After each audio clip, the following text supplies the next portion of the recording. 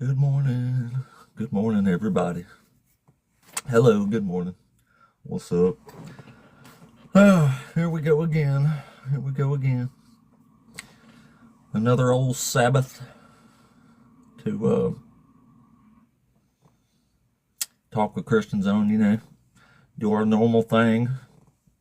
If you haven't been here before, welcome in to the kingdom of the ape, the apostate ape. This is the channel where you can watch an undereducated hick perform an intellectual takedown of the Christian faith, doctrine, and logic for your entertainment. But also, hopefully, to make the world a better place, because Christians aren't helping a whole lot, it doesn't seem like.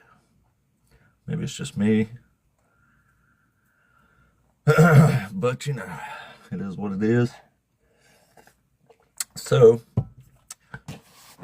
we just come up in here and talk at them. And try to talk to sense in some people. What else can we do, man? What else can we do? I don't know. I don't know what else we can do. Except try to talk some sense into them. But anyway, welcome in. Welcome in. Christians give more than any other faith. Yeah, I'm sure they do.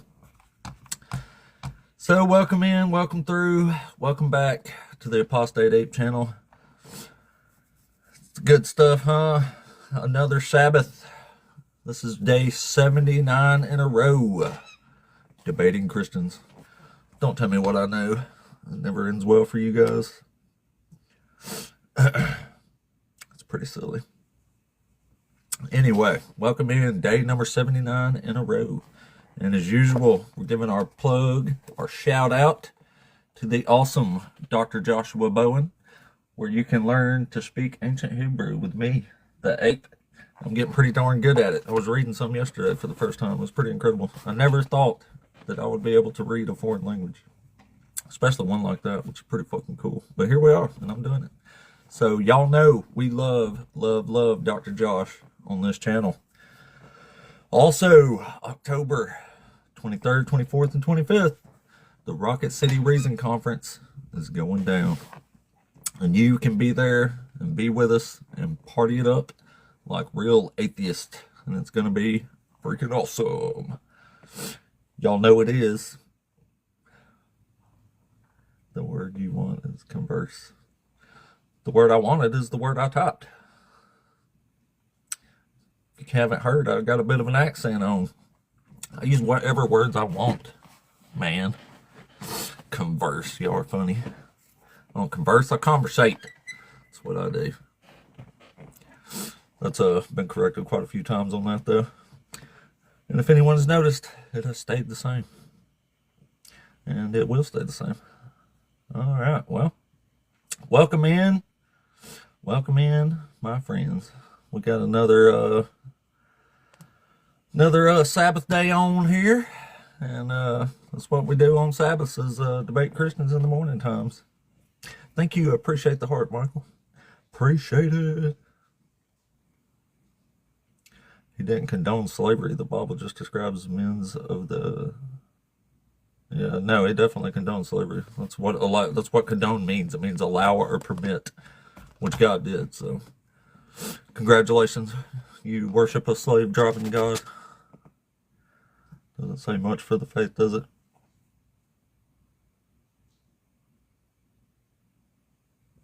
They all got different answers about everything, yeah. Which is pretty hilarious for a bunch of people claiming they got the Holy Spirit, which gives them wisdom and powers and stuff. So, yikes. That's what I say all the time. I don't need to sit up here and do name calling and stuff like that. Christians can make themselves look bad enough on their own. And they do it every day. Show the world what hypocrites they really are. They're trying to carry the cross and the whip at the same time. It's hilarious. Actually, it's not hilarious, but, it is what it is. Read the Bible. It comes directly from there. Yeah, I read it every day. I read it a whole bunch of times. It's fun to read the Bible. Especially fun to read it to Christians who clearly never read it before. Super fun. It's probably what keeps me going in this day after day after day after day. This is day number 79 in a row. I've been doing this now. Tomorrow will be 80 days in a freaking row. There is no requirement to release slaves and servants. That's only for male Israelite slaves, and only if you trick them, only if you don't trick them into staying with you for life. So maybe you should read your book. You know, definitely condone slavery. Also commands rape and genocide on women. Has babies bashed to pieces. This is a sick book. It really is. It's disgusting. Then again, it's like my man Thomas Paine said, belief in a cruel God makes a cruel man. And this is definitely one cruel ass God. In fact, this God was cruel even by standards of the day. Like other people who wrote about this, even called Yahweh the cruel God of the Israelites. It's pretty bad, considering it was coming from a brutal ancient world. They still thought this was a brutal God. Oh man, how funny. How funny. How funny that one of the most brutal gods in history fosters the people that claim to be all loving and all merciful. And then also carry the cross and the whip. I love that saying. I heard it recently. It's pretty good. I like it. Anyway, what's up, guys? Welcome through. Welcome through. Nobody in the guest queue yet. So if you are a Christian and you want to talk to us, come on up and please do. You're who we want to talk to. You're the one we need to talk out of this. Need to do what we can here. Need to do what we can, man. That's all we can do, isn't it?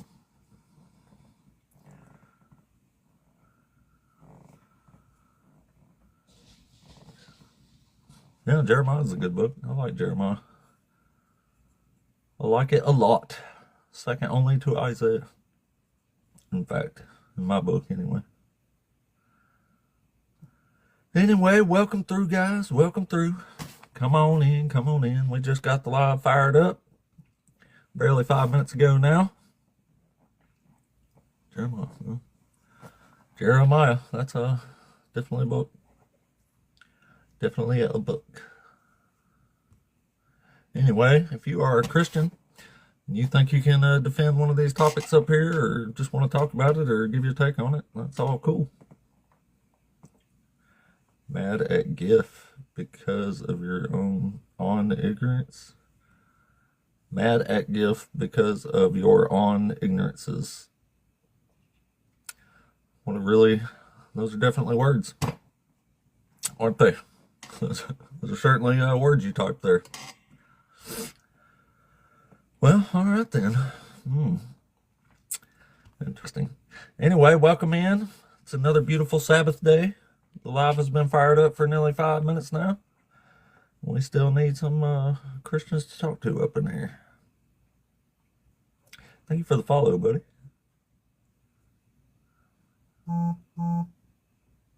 Yes. Please do study. It's so funny that they come in here and tell us to study when they're the ones who need to study, isn't it? What a surreal life we live. It's really strange, really strange. But anyway, once again, if you are one of the Christians and you want to come in and talk to us, please do. You are who we want to talk to. We need someone to talk to because this is a debate and conversate page here.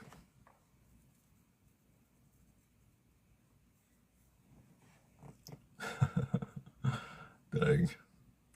Welcome in. It's another Sabbath. Another Sabbath day debating Christians. The Sabbath, the day Christians said, screw you, God. We're not keeping this day holy. We'll keep the one we want to keep holy, and that's on Sundays. We like Sundays better. We got stuff to do on Saturdays, God. We got things to do on the Saturday. Can I get a Sunday? Eric, thank you, buddy. Thank you, man. Thank you. All right, well, maybe we got somebody in here. Let's see. Or maybe not. Said yes. Cap, are you there? Yeah, mate. Can you hear me? Hey, what's up? Are you over 18? Oh, I'm from New Zealand, mate. That's cool. Are you over 18? Of course. What? Oh, Well, right. cool. Are Yes, you I one of the understood. Christians? What? Are you one of the Christians? Oh, yes. Very, very, very devout. Oh, cool. So, which one of these topics you want to talk to us about today? So, basically, I wanted to ask a question with your beliefs in Christianity and the Bible and everything. Um, my question is, how do you relate your beliefs in like and relate to the Bible or the Christianity beliefs, and then your and as in the atheist kind of view of living of life and everything, which is pretty much just you know science, like So my question is, so since you're not really like into the whole Bible conversation, and so I need to sort of understand where your belief on that one, please. I'm not sure what you're asking me.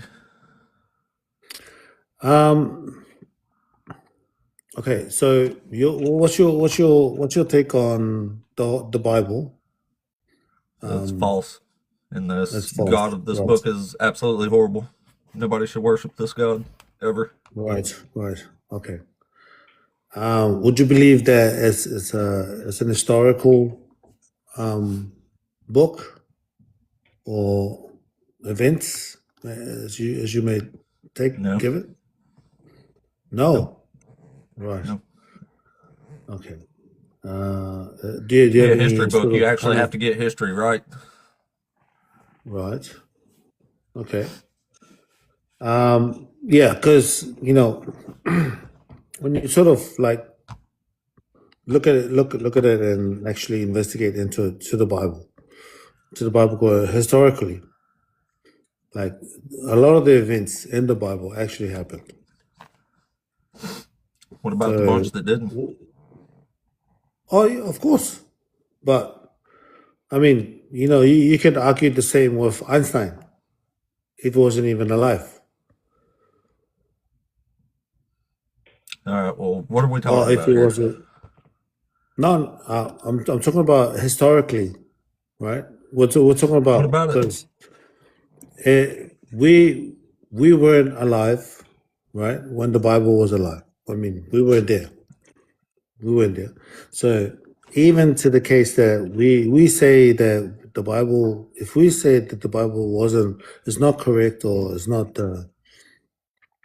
it never happened. So which means, how can you prove like anything else in history happened? Because You you actually have know, to confirm it somehow or another.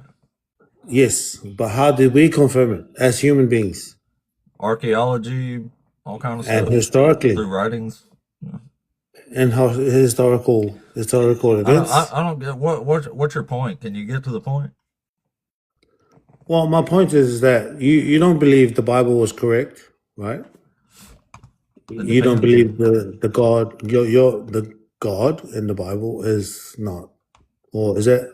Well, sorry, you're saying that God is not perfect, or God is not kind, or what?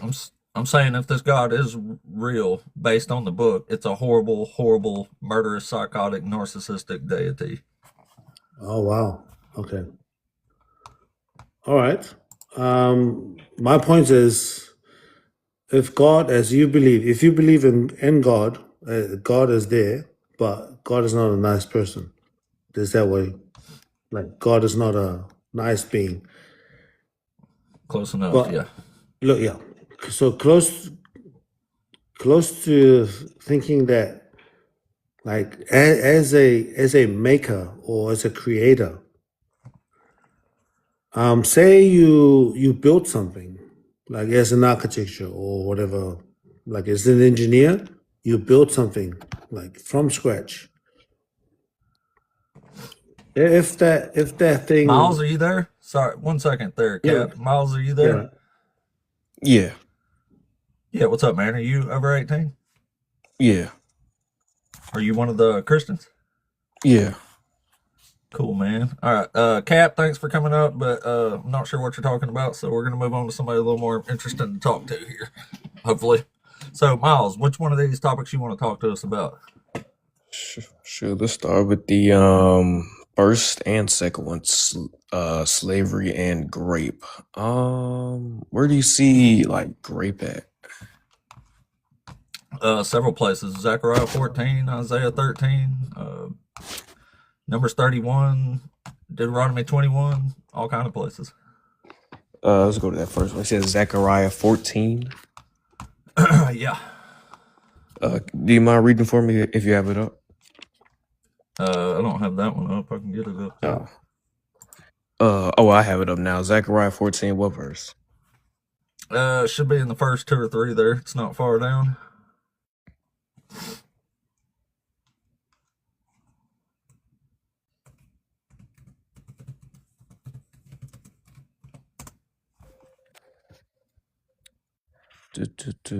Okay, for I will gather all the nations against Jerusalem. Verse 2. Oh, and the city shall be taken, the house plundered, and the women raped. All the city shall go out into exile, but the rest of the people shall not be cut off from the city. You think this is God condoning grape? It says, "For I will gather all the nations against Jerusalem to battle." So who's the I there? That's God. Oh, okay. Well, yeah, it's definitely God then, isn't it? Yeah, but he's not condoning it. He's saying, I will send He these is. He's people. allowing it to happen. That's what condone means. It says allow or permit. That's what condoning is. Yeah, I know, but that does you say commanding. You said commanding grape, but I said Yeah, he does that too. Yeah, but he's simply saying in his day that there are going to be consequences to Jerusalem for the unfaithfulness they've been having. Right. And who commands those consequences to happen? What was that? I said right. And who commands those consequences to happen? It comes from him. Yeah. Yeah. I'm a little bit confused. Why do you say he's like commanding it though? Because he literally commands it. Yeah, it's just he's expressing that he's sovereign, that all things you know this, all things good and evil come from him. So whether it's good or evil, ultimately it comes from him because he has to allow it to happen. Absolutely. It's all his fault. Yeah, you want to word it that way, then yeah, sure. It is his fault. But regardless, he's not He made it all. It's his fault. This is his system that he set up. Yeah, right. So that doesn't mean that he says thou shalt commit grape. He's not saying that. He's saying, he's showing that these things are going to happen because of your unfaithfulness. These things will happen, and it will come from me because of who I am and your unfaithfulness. Exactly. That's who it's coming from. God. Yeah, right. But that doesn't mean that he is commanding it to be a good thing. Doesn't mean it's a good thing. It's saying it's a punishment. I didn't say it was a good thing. I said he commands. Yeah. So just because you command something, especially in God's case, that doesn't make it good. It's simply as punishment for unbelief, unfaithfulness. Yeah, it's a punishment that God renders on people. That's why I say this God is a horrible, horrible deity, and nobody should worship a God like this. Okay. So, this will be out. Well, I don't want to get outside. I'll ask that later. Do you have another verse too? I don't want to run from this verse, but I want to try to address every verse possible. Then when we get to something else. Okay. How about Isaiah 13? Isaiah 13. Probably heard of that one. I don't have it up. Can you quote it for me? Yeah, in verse 16, it says, "Their infants will be dashed to pieces before their eyes, their houses will be plundered, and their wives raped." Yeah, so again, this is simple punishment for unfaithfulness. These things are going to happen, and it will come from me, because when I am sovereign, too, I am all. In verse 3, it literally says God commands this to happen. Yeah, I know. That doesn't mean it's a good thing. He's saying because I never said it was a good thing. I don't know why you're hung up. Yeah. So good. Nor is God saying it's a good thing either, but it is but it Either is. way, God is making grape happen to women that don't deserve it. Well, regardless if they deserve, I'm not gonna say they do or don't, but regardless, it's just simple as punishment for unfaithfulness. It doesn't mean he's saying or giving So if you're the not faithful to God, you deserve to be grape, and babies deserve to be bashed to pieces. well, the wages of sin is death in its simplest term, but Death or grape?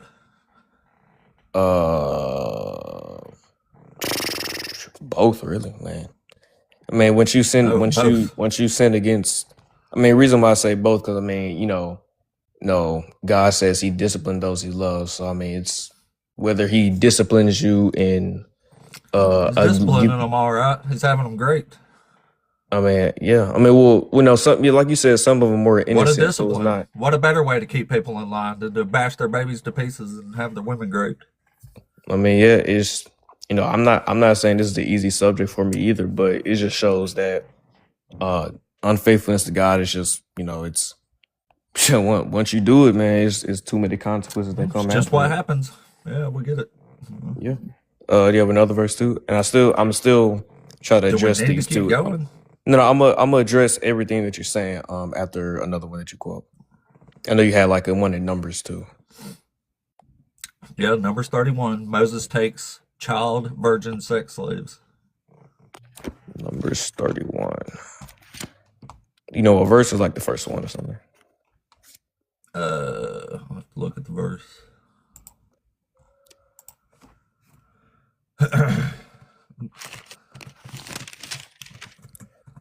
Numbers. Verse 17, 18.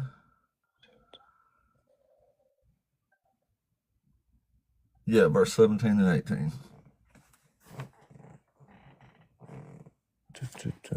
You said 17 and 18? Yeah. Okay.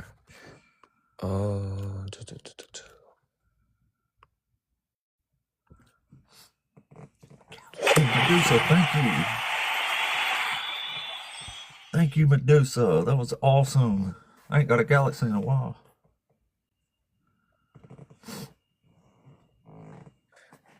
Okay, here it is. Now, therefore, unalive every male among the little ones, and unalive every woman who has no man by lying with them, but all the young girls who have not no man by lying with them, keep alive. Can I say? I can say alive. Keep alive for yourselves and camp outside the camp. Whoever that you is. What was the thing with this too? What was your thing on this? You have to ask that after you read it. I mean, no, yeah, like what was your I forgot what you said earlier. I think it was like something with slaves or something. He's taking child sex slaves here as long as they're virgins, and they're killing all the rest. I mean, what's wait, you said child. What's bad about that? No. You said child sex slaves? Yeah, child. You remember did you say the part that said all the young No, girls you said you said sex slaves, right? Where do you get that in the context? Yeah. Are you serious? I'm so serious. They're keeping young virgins for themselves as war plunder. Yeah. What do you think they do with them? They marry them. Yeah, they do have sex with them, but they marry them. And what do you do with women, children you've married? But you said, what do you do with women, children? Yeah, that you've just married. What do you do with them?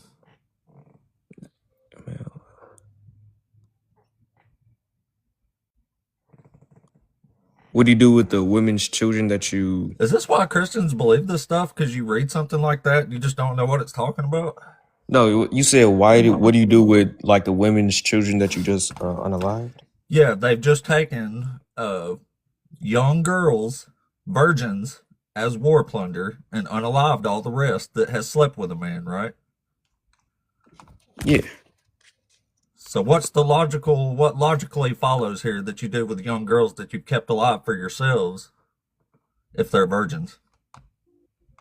I mean, yeah, you marry them, of course. And then what? How do you consummate? You have sex with them. Yeah, exactly. So I was at a sex slave. It's your wife now. Are you kidding me? Are you kidding me? So serious. Wow.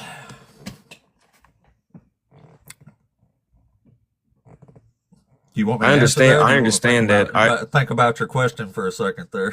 No, I understand that originally they are slaves because it's like, they're property of war. I understand that. They can't consent to marrying somebody who's just taking them as war plunder. Yeah, well, they're their property. They're properties of war. I know that.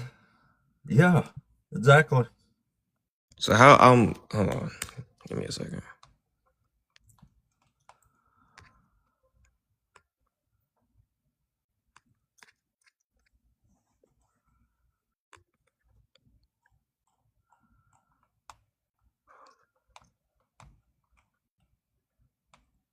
Okay. Honestly, I think it might be a translation issue. Real talk. Really? Because real talk. Reason why I say that, and I'm not negating that they're like young girls, but Hebrew uses the word. I'm not even gonna try to pronounce that. I think it's like Ishash. I think, and the word usually means woman, like wife, not like young girl, like a teenager. The young is like taf, which means like children, little ones, infant, but it's describing the it's an adjective of the ishash, the woman word. So it's describing the woman, describing that the women are young, like they're young women, not like young girls. What difference does it make? I feel like you're making it to where they're like literally like young, like little girls, like 9 years old type of thing. That's literally what it says. No, but I'm saying like it might be just a translation issue on the English part because the Hebrew uses the word women instead of girls. Because in the Hebrew, taf is describing the word amah right there. It means a young sex slave, a maiden sex slave. You said amah? Yeah. Where you said amah? Where is that at? It's in there somewhere.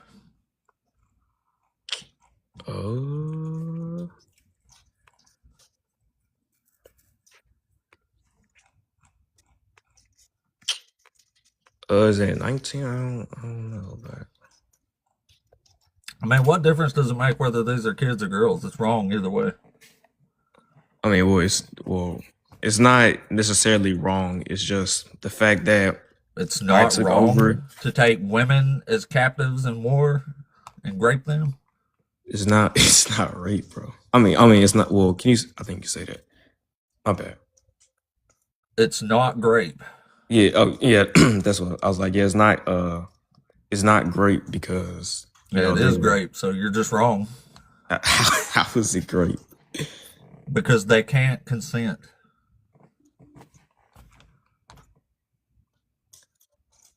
Captive war brides, slaves don't get consent. Like that should be obvious, but obviously it's not.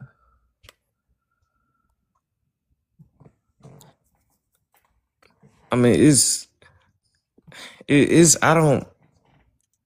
Honestly, I don't really see that. It's the fact that they are, property. The fact that I'm saying like it's just the fact that they are property.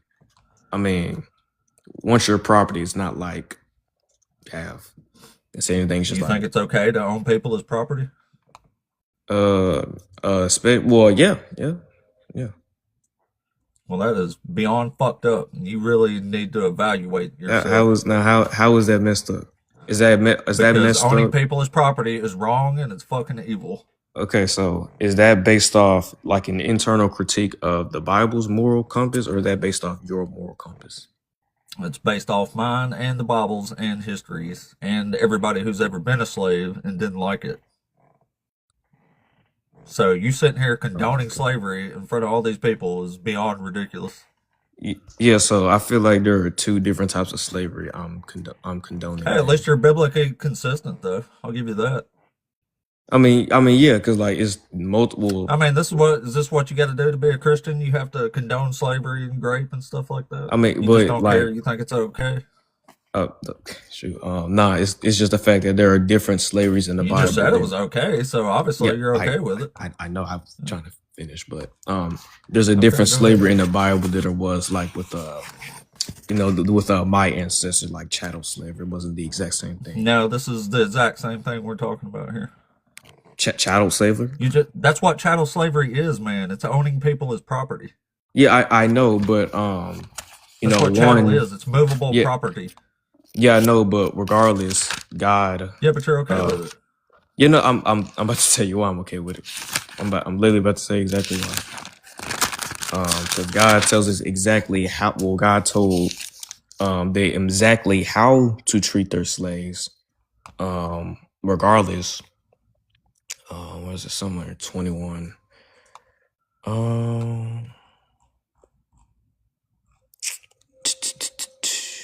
That's in Leviticus. I think it's like Leviticus 19:18. Well, I'll paraphrase it. Exodus 21 tells us how to treat our slaves, and the whole gist of it is to treat your slaves as yourself. Well, actually, no. It actually tells you to treat your. It actually tells you to treat your like your female slave, especially if she's married to your like one of your sons, as your own daughter. And it also, we see in Exodus 21 where some slaves love their master. So you're saying it's okay as long as you treat them okay, right? Yeah. As long as you're not treating so why them. don't you like start some kind of political party in whatever country you're in and say, hey, we want to bring slavery back, but you have to treat them okay. It's no the reason why I wouldn't do that is because most people like most people in the comments. It's okay, obviously. Well, there's nothing wrong with it. Just cut me off. But no reason why I wouldn't do that personally is because most people would take what I say out of context immediately and just say I'm saying no, we should bring back chattel slavery. Kick your slave, beat your slave, make your slave work. What this is, I mean, chattel slavery. Whether you're treating them okay or not, you still own them as property.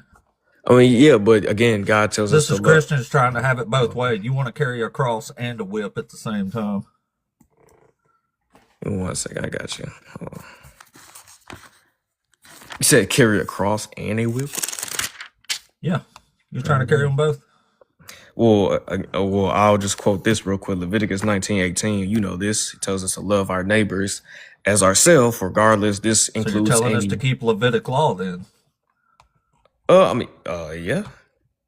Okay. I know. When Christians a man sells his daughter as a slave, she shall not go out as the male slaves do. So you think it's okay to sell daughters as slaves? Man, yeah. Again, well, like you keep saying. Look, I can't take any more, you dude. Holy shit. Oh wow. Well, y'all heard it there. Slavery's okay. This is what Christians believe. I much prefer the people that try to bullshit their way around this being okay than just straight up admitting it's okay to own slaves and sell your daughter as property and to own property. You got to treat them okay. You can still own them as long as you treat them okay. Like, this is beyond disgusting to me. Like, how I've done this 79 days in a row now, I do not know. What the fuck? Then again, maybe that's why I do this 79 days. It's because we got to listen to this kind of shit here from other human beings that claim to be the loving, compassionate ones. And y'all heard it there. Oh, you can totally own slaves. It's cool. You just got to treat them okay, you know. You know, if you give your son a female slave, you have to treat her, you know, like, you know, treat her good, right? Holy shit. Throwing up in my fucking mouth right now. Oh man, it's unreal, y'all. The things we gotta listen to on the Sabbath up here. That's why Christianity's got to go. It's because it condones shit like this. You can't tell me we didn't condone something and then sit here and say it's okay to sell your daughter as a slave. Like, what the fuck is wrong with people? What the fuck is wrong with people? Maybe I didn't say that loud enough. What the fuck is wrong with people?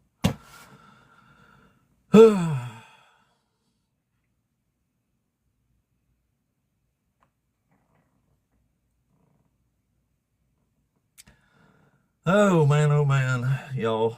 Man, oh man. This is just sad. It's fucking depressing. This is the way it's going right now. The rise of Christian nationalism. And you hear what they like. Let's just bring back chattel slavery. It'll be great. But you have to treat them okay. We'll bring it back.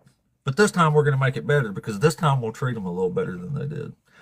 Dude, there was laws in the antebellum South that said you had to treat your slaves good. And obviously, nobody fucking did it. Boy, oh boy.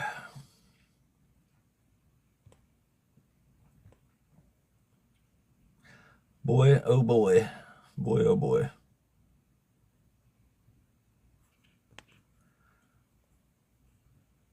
Wonder what Richie's doing here. I guess we can ask.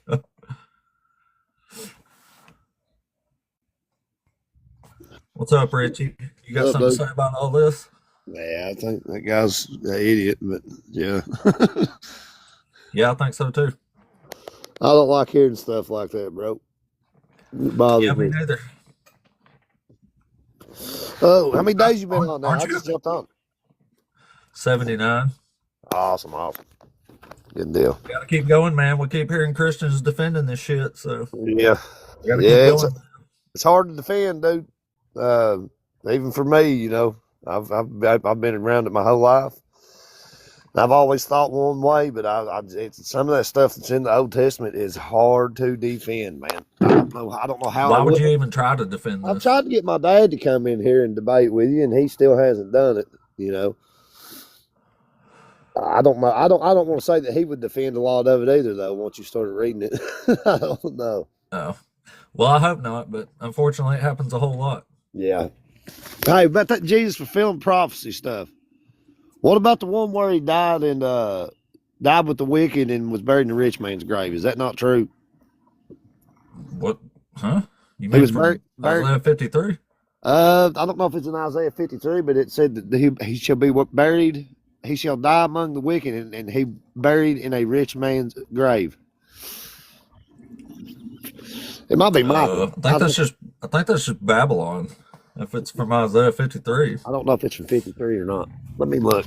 I got my daughter's tablet. Now that's how I figured out a setup now that I can debate with you a little bit, but I can't do it on here because I have to leave every 2 seconds. It's only took me like 40 days to figure that out, you know. I'm a real talented guy. I hear you. Brr. God, is it cold where you're at, bro? We're getting ready to get a shit ton of snow and ice. Yeah, it's cold here, man. We're supposed to get that. We can get up to 10 Yeah, that's inches. from Isaiah 53. It says they made his grave with the wicked and his tomb with the rich. Yeah, that's definitely just talking about Babylon. Okay. I'm not gonna hold you up. Let me go get a setup. I'll come back here in a minute. Let me back up. I want to argue a little bit. I won't be so nice, okay? All right. All right, bro. See you, man. All right, buddy. Oh, wait. I'll drop him. Oh, didn't get that in the time there. Yeah, it says they made his grave with the wicked. That's because they were dying in Babylon. And it said his tomb with the rich, not in a rich man's tomb. It says his tomb with the rich. Babylon was rich. So what happened there?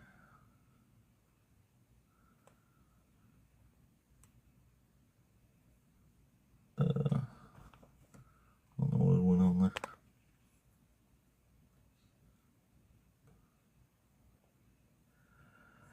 Anyway, welcome in on the Sabbath.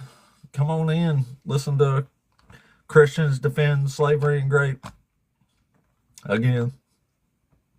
All the time.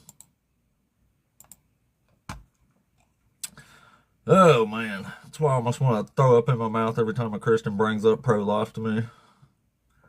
Like we're going to listen to a Christian try to pretend they're pro-life. It's hilarious. It's hilarious as it is hypocritical. Wow, wow. Wow, wow, wow.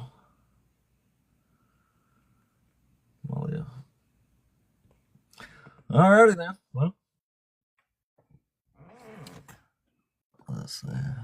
Malia, you there? Hi, good morning. How are you doing? Doing all right. How are you? I'm doing really well, thank you. Cool. Are you over 18? I am way over. Cool. I know I sound young. Are you Yes. I'm 62, my friend. Oh, cool. So are Yeah. you one of the Christians? I am a reverted Christian, but I am, and that's just recently, but I've been following you for a long time and Oh, cool. inspired by all of the depth that you found. So I'm very, very thrilled. I know I know you don't like to talk to the non-Christian, but I really want to try to understand the part why God was going to go unalive Moses. Because I truly believe that the God that they're talking about is Helios, which is Caesar, or whatever the ruling king was at the time. Can you help me understand? Because I'm trying to also, sort of deconstruct friends and family. And so I appreciate all of your insight on this. Thank you. So I was wondering if you could help me maybe understand that. It's not really an argument, but it's kind of what's your take on that? Because then all of a Are you sudden talking it about was from Aaron. Exodus 4? Yeah, I think so. Yeah, it was Exodus. And it was, let's see if I can find the right number that I was looking for. Well, anyway, it was where Aaron went up there and then actually kissed him, which I thought was really weird because it seemed and sounded just like when Judas went to kiss Jesus. I mean, they made a real big point about why he kissed Moses. So This is just one of the weirdest stories in the Bible, in my opinion. I don't Yeah. know how to explain this. I don't know what's going on. Like, I it's know. just fucking weird is what it is. So that's why, because they're all talking. I mean, Christians are just out of their flipping minds, I'm telling you. But I have been finding, my friend, that the stories are just a repeated regurgitation about ruling party and slaves, right? Isn't that where we are? It's ruling party and slaves, ruling party and slaves. If you don't do what the ruling party says, you will be unalived. If you don't give us all your hogs and your farmer, all of your pigs, because you're not allowed to eat them, right? We're going to come take all your pigs, and we're going to call you swine, and we're going to eat your pigs, and you can't have them. I mean, that's kind of what this all sounds like to me. Yep. Which is why I left Well, it. I don't know what to tell you about that story. I have no idea why that story is even in there. So I know. So okay. So anyway, so what are you feeling is the biggest crux right now to get through to Christians? Because I can't go the rest of my I life always think without. it's the grape and slavery thing, but it never seems to bother them too much. So I really don't know. I'm not even a good one to ask that. I don't think. Well, I'm so intrigued by your talents, and now that you're learning Hebrew, and you are like a prophet in the modern world to me, anyway, because we need the prophets to dissect this bullshit in order to bring us back to being just good human beings, right? Isn't this crazy? It's such a hard concept for people to believe that you don't have to read every single word in the Bible and then read scripture just to be a nice person.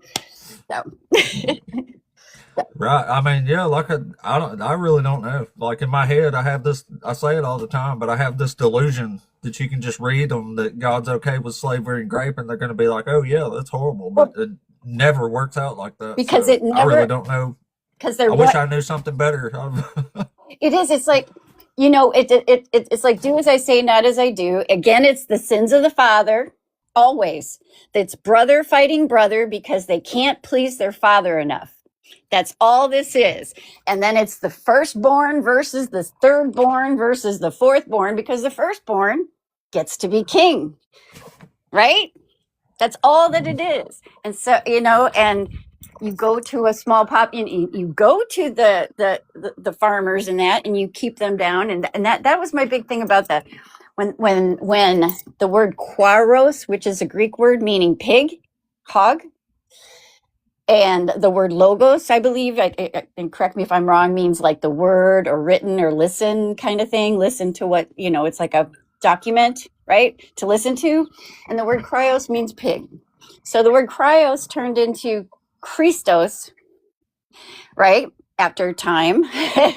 but the Roman soldiers would go to the farmers that raised the pigs for the kingdom, and they told them, you cannot eat this meat.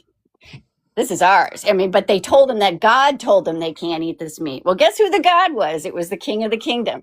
God said, you cannot eat this meat. You are going to raise it, and we are going to come get it. That's your 10% tithing. You're going to give us all the top 10% of your farming and all of your stuff.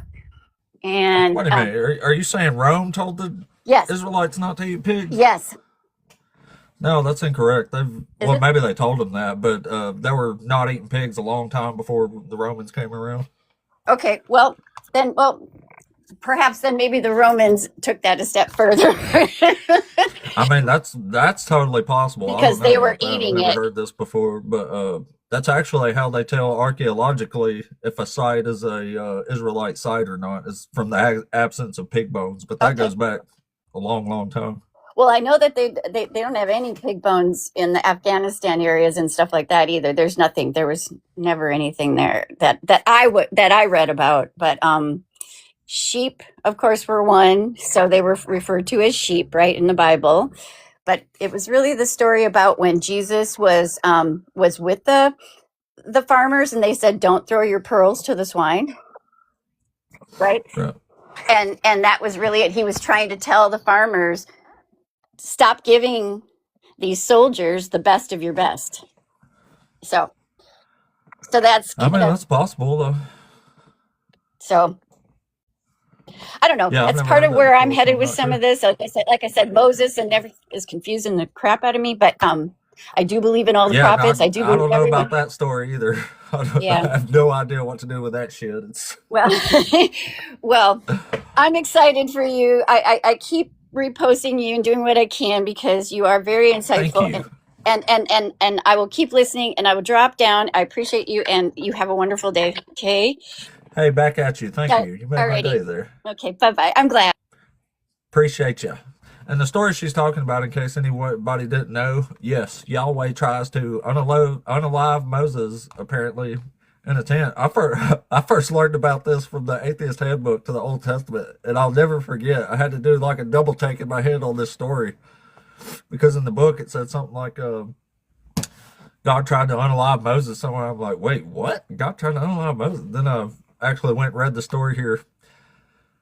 And this is the story. It says, on the way, at a place where they spent the night, the Lord met him and tried to unalive him.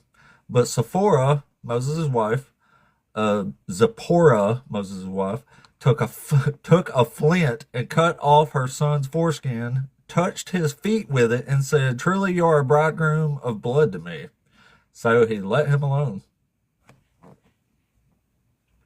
What the fuck that wild ass fucking little 2-sentence stories about? 3 sentence, whatever it was. I have no idea. I'm damn sure I don't know what the fuck that's supposed to be, or why it's even in there, or what the point is. So God tried to unalive Moses, and he let him alone because his wife took skin off her son's wiener with a flint and rubbed it on his feet. Yeah, that's yep. Yep. So I'm sure I don't know what the fuck that shit's about. It's pretty wild. Anyway, maybe we got somebody here to talk to. DJ, you there? Hey, what's up? How you doing? What's up, man? Doing good. Are you over 18? Oh yeah, of course. I'm way over that. Cool, cool. Are you one of the Christians? No, not really. I just wanted to say something. I don't really understand like a lot of the folks with the Gnostics and all of that type of stuff. But I wanted to say I remember growing up in a Lutheran church, and it's crazy because how we was young and stuff, and how they used to make us, I mean, these false images and a lot of this stuff in the church, and they used to always make us go up there and stand and kneel before these false images and give all these prayers and stuff to all these false images. And then many of the stories, and it's crazy to be a kid because as you become an adult, you don't realize how horrifying a lot of that stuff is. I mean, it's horrifying that they program a lot of this into you because even looking at the particular land, what you guys are talking about, Moses, and that's what draw me, because these, what you're really going into, which is Enki and Elil, which is Elohim and Yahweh, which is the actual, which you can consider original stories, but shit, who in the hell knows what original stories? You get what I'm saying? Because Oh yeah. because look at it, at the rise of the Roman Empire, and everything was about the government controlling the people, and as was the Roman Empire to England, UK, and all this stuff, and then the fall of them in the 1930s on their currency with the World War I and World War II, then the rise of America. And it's all just the same old playbook. You get what I'm saying? And that's what this conservative Christian bullcrap and all this old dumb stuff. And it's crazy because all these stories are so, I mean, like the books, the little Dick and Jane books, and like stuff they had more important than the Superman and Batman and the and the Super Friends and all that actually was more physical than the stuff that we were reading that they were giving us in these in religion. And that's what's so. I mean, it's so sick. And then it's not even that. You can look at your physical existence. In your physical existence, as you watch everything every day, as you go out the door or whether you go to work or whatever you do, tells you that that book is telling you a story. It's a lie. Yeah. It's just Pretty much. crazy. It is crazy.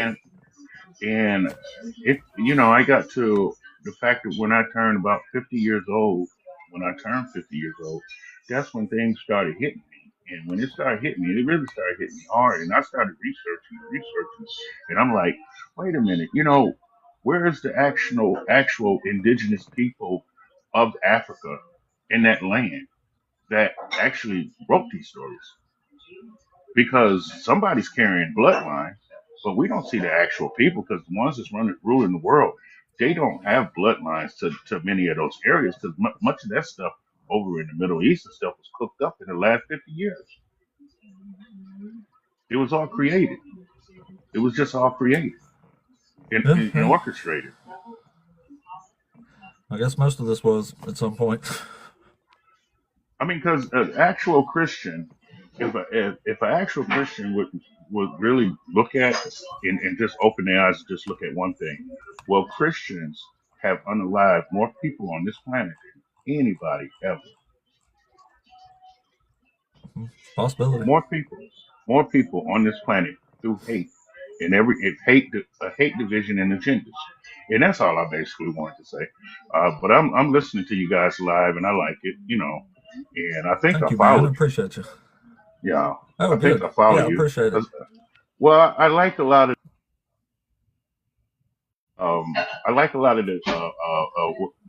the guys with the atheists and this and that, and when they go over a lot of different stuff. And honestly, I can't say that I'm a atheist because I don't like to live by any title. I just believe that there is something out there in the universe, but I believe that we all are part of it. You kind of get what I'm saying. I just believe that we all are part of something in the universe, but it all exists in us. Hey, And as it's long as something. you're not up here arguing grape and slavery is okay, then you're all right with me. Yeah, well,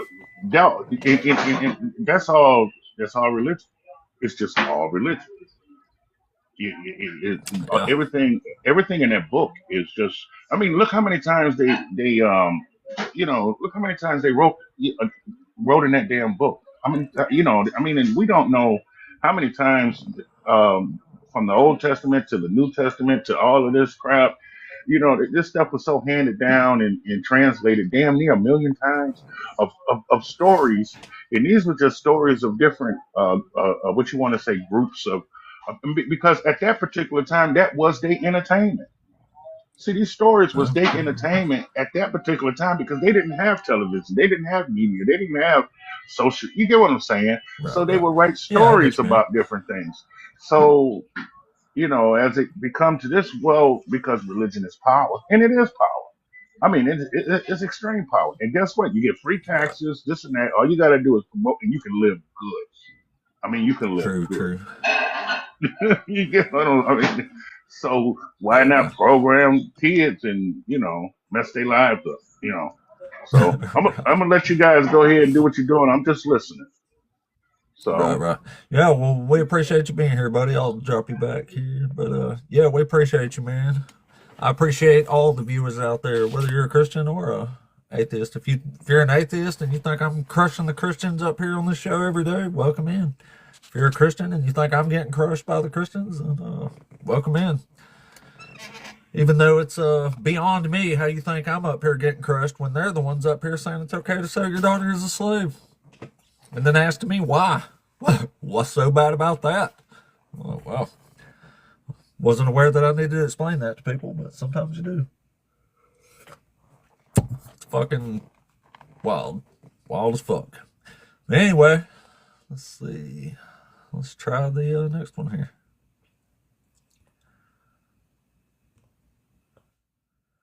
Oh, what a world. What a world. Oh, we didn't have a next one.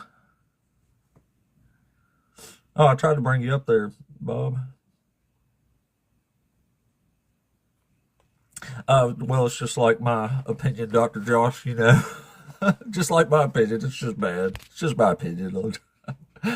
I just feel really, really strongly that, selling your daughter as a slave is not good. Probably not good for her. Wow. Dr. Josh is too funny, All right, well. Alrighty then. Yeah, it's Bob, kind of funny to me that you have a problem with slaves, Bob, but hello? you there? Are you there? You over 18? Yes, I am. Are you one of the Christians? Yes, I am. Cool. All right, now say whatever words you were saying. I think it's ironic to me that you have a problem with slavery, but your ancestors came from having slaves, like ancient Greece, ancient Rome. You guys are known for kidnapping people and enslaving them. So how Since can you have a people problem? had 2,000, I don't know who your people is for one thing. I'm not Your Greek, ancestors, your ancestors. so since ancestors did something, it's okay for you to do it. No, you're pointing it out in the Bible No. when you come from that. Well, I don't know anybody that owns a slave right now, but I know a bunch of people that's okay with it, and they're all Christians. Well, yeah, well, you're not. So you're not okay with it, but so you're okay with Hell living no, on I'm not land. okay with it. So you're living on land that was stolen, or you live here still? I Did you didn't move steal out? it. There ain't nothing I can do about it. You can move out and not support that. I don't support it. You don't support it, then move out. Move out of America. Okay, I will. It sounds like you are a hypocrite. Now, Now it sounds listen. like you're a hypocrite. Anybody who actually reads the Bible and understand what's happening in the Bible when you see slavery is called justice. Because if you go to Genesis You think 6:5, slavery is justice? let me explain. Genesis 6:5, God says all mankind is doing these kinds of evil. So when he stated that, mankind were doing slavery, they was enslaving each other. So when God So is God looking called slavery evil, but he let people do it? as a form of justice, an eye for an eye, Form of an eye justice. for an eye. Yeah. What is wrong with y'all? What is wrong with us? What? You were Yeah, a what you Christian. think Did you justice not read is? What you think? Yeah, what you Let me think ask you, justice is, man? equal. What does it mean? What is Equal and fair justice? punishment. Equal and fair punishment. Okay, so how in the world is owning people as property equal and fair punishment? That means if they were doing it, it should happen to them. If you were enslaving Okay, people, what then about you the should ones be who wasn't enslaved. doing it? What about the children born into slavery? What did they do? What about the children born into slavery? What did they do to deserve it? You said it's equal and fair punishment. If somebody's born into slavery, what did they do to deserve the fair and just punishment of being a slave? Well, that's neither near nor there because I don't see Oh, you're anything relevant full to of that. it, ain't you? I'm full of it. I'm full of it, dude. Yeah, you're Anybody with full of common it. sense knows You're what the full Bible. of it as shit, and everybody up here knows it. Then why were you a Christian? Why were you even a Christian before? Because I was That's what makes no sense to indoctrinated. me. So you didn't read I was all that before you indoctrinated. became. You were so how old were you when you before you became Nobody a Christian? reads the Bible and then becomes a Christian because they read the Bible. So wait. So you you agreed to be something. That's like a contract agreement. Like you agreed to be a Christian, not knowing what it stated and stuff. Yeah, That's what that's you what said. all Christians do. Yeah, that's what Christians do. Yeah. Okay, so how old were you when you became a Christian? I don't know, 4 or 5. Okay, so it stuck with you till what age did you finally say, okay, well, I finally let me read this thing for real. And, Like 26 or 27.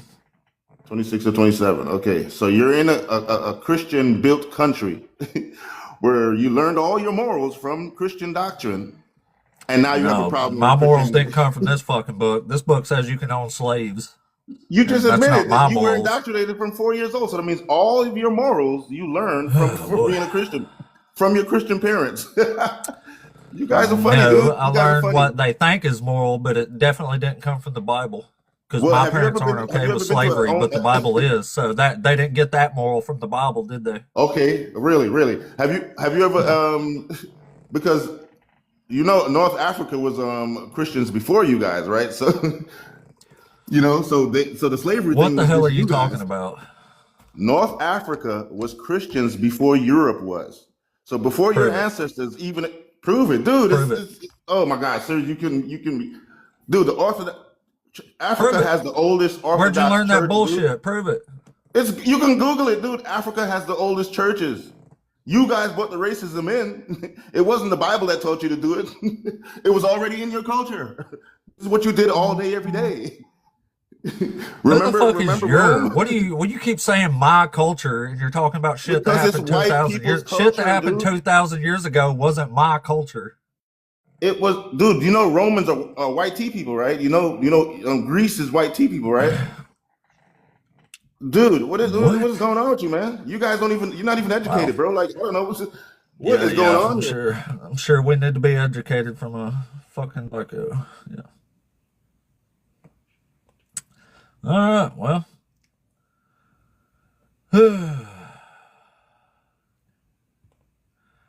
I don't think DJ was cresting up on purpose. Anyway, yeah, I've had enough of listening to that nonsense. What do you mean prove it? What do you mean prove it? Oh, like prove it? You should know it's your culture. That's wow. I guess everybody's got a phone now. Oh man, this show's rough today, y'all. This is rough. What in the world, man? Where's the Christians who like bullshit their way around this instead of the ones just saying it's okay? Like, can we talk to one of those maybe? That'd be great.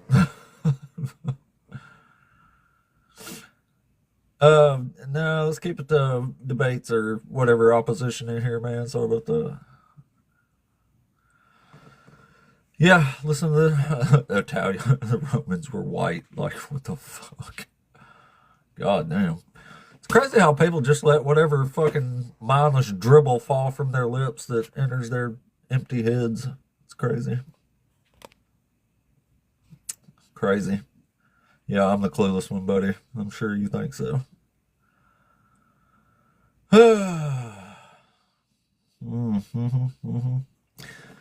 Well, anyway, if you're a Christian and you want to come up and talk to us, maybe you could make yourself look a lot better than these last fools have been doing. My goodness. What a rough day it's been. What a rough day it's been, y'all. Oh, boy, oh boy. Let's see, who was that?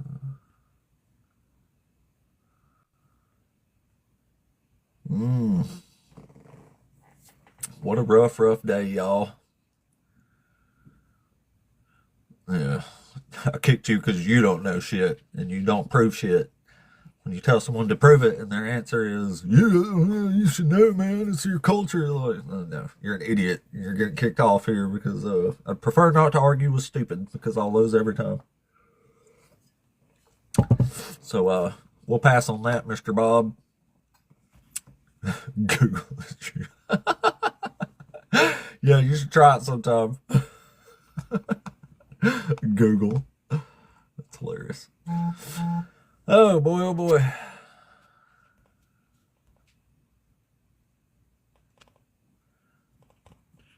I'm sorry, I got a message here. Reply to that. All right, well, if you're a Christian, we want to talk to you, but we would prefer you didn't come up here and defend grape and slavery. But I mean, if you want to do that, you can come up too. Who knows? Maybe you'll hit us with a great justification for it, and you'll change all our minds, and we'll be pro-slavery after our conversation. I seriously doubt it, but you never know. You never know. You never know, man. Whew. We need some redemptive qualities out here today for the Christians, I think. Certainly there's some Christians out there who can make Christianity look better than these last folks today have, because this has been just fucking sad, just depressing. Thrown up in my mouth like 6 times today. Thank you. Thank you, Malia. I appreciate that. I don't mind you being the biggest fan. I certainly do not. I like having fans. It's pretty cool. Never thought I'd have any of those, but hey. What a wild world. Never thought I'd hear Christians defending slavery and grape, but we listen to it pretty much on a daily basis now. You wouldn't think humans and overall, in the year 2026 would still be pro-slavery and thank you, Blue. I appreciate that. I mean, you thought, like in my head, I feel like we should have moved past all this. Maybe there's a few like racist assholes out there in the world, but like, there's just too many, man. Like normal sounding folks too. Like the first guy I talked to, like that was hard to listen to, but I mean, he was being cool. He was talking normal. He was like, oh yeah. So, selling your daughter as a slave is totally fine. I was like, yeah, it's totally cool. I can't decide if that's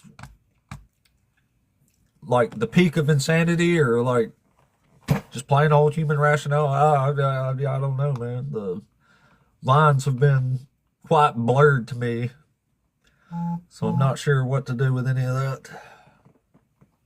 I just don't know, man. Either way, this is some rough shit to hear. Rough shit to hear. So, if you are a Christian out there and you would like to give us some good shit to hear, we would love to hear it. Please, some Christian come up and be like, no, this is horrible stuff. But I would much prefer that people say this is horrible, but like don't lean on your own understanding. Don't lean on your own understanding or something like that. I would much rather hear that than like, no, this shit's totally okay. Which is what we've been hearing all day. What in the world, man? What in the world? Oh boy. Well, I would really love to hear from some Christians who don't think it's okay to, grape and slavery and stuff. That would be great. Oh, we got one. Ahmed, are you there? Hello?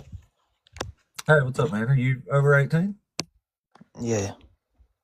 Are you one of the Christians? No, I'm a Muslim, but I just wanted to ask, like, if you're atheist, do you just not believe in God anymore? Yeah, I don't believe in any gods. Like, have you looked into, like, other than Christianity? I mean, I've read other holy books, but I never believed in other gods. I only believed in one God to begin with, so when I dropped belief in that God, the belief in one left 0, so it just made me an atheist. Yeah, but Islam is believing in one God. Yeah, I know. So, like, why don't you look into it more? Islam? That's the last one I would go to. Why? Because I don't worship this awful God of any of these books, and I certainly don't follow warlord pervert prophets. So, but you believe in a God, right? No, I'm an atheist. Oh, alright. Okay, good to talk with you then. Thank you. Yeah, no problem. Have a good one. Doesn't say much for Christians. Most of these dang Muslims I talk to seem way nicer than the Christians, honestly. Unless they got their own kind of authority thing going on, I think. Oh boy. Oops. Let's try the next one. Hey, Abby, you there? I know you're looking to debate with people. I'm an atheist, and I have only one question. I'll leave you be. What made you like? What was the moment where you said, "Yeah, this is not"? Because I'm thinking, did you convert to another religion, or you just become an agnostic or an atheist? Oh yeah, I'm just an atheist. Oh, okay. What was the point that uh where you just renounced the religion? I'm What? curious. Yeah, I'll drop you back an answer here. But thanks for coming up, by the way. Yeah, I dropped it when I already knew a bunch of stuff, but it never occurred to me, unfortunately, until I was in my mid-20s to even ask the questions, is this false or did Jesus even exist or not? But about the second I realized those are the questions you should be asking, I already knew that once I put Christianity under that scrutiny, it was going to fail. So I basically dropped it in an instant. The second I realized what questions you're supposed to ask, I already knew it was going to fail, not hold up to scrutiny. So that's what happened. I dropped that shit the second I realized. Once I asked this question, it's over. I already knew it. I already knew, man. Well, algorithm's still flowing well here. Anyway, yeah, if you're a Christian and you want to come up and have a conversation here, we want to talk to you. I use the term want loosely there, I think, at this point, too. Goodness gracious. Oh, man, what a rough day it's been. What a rough day it's been.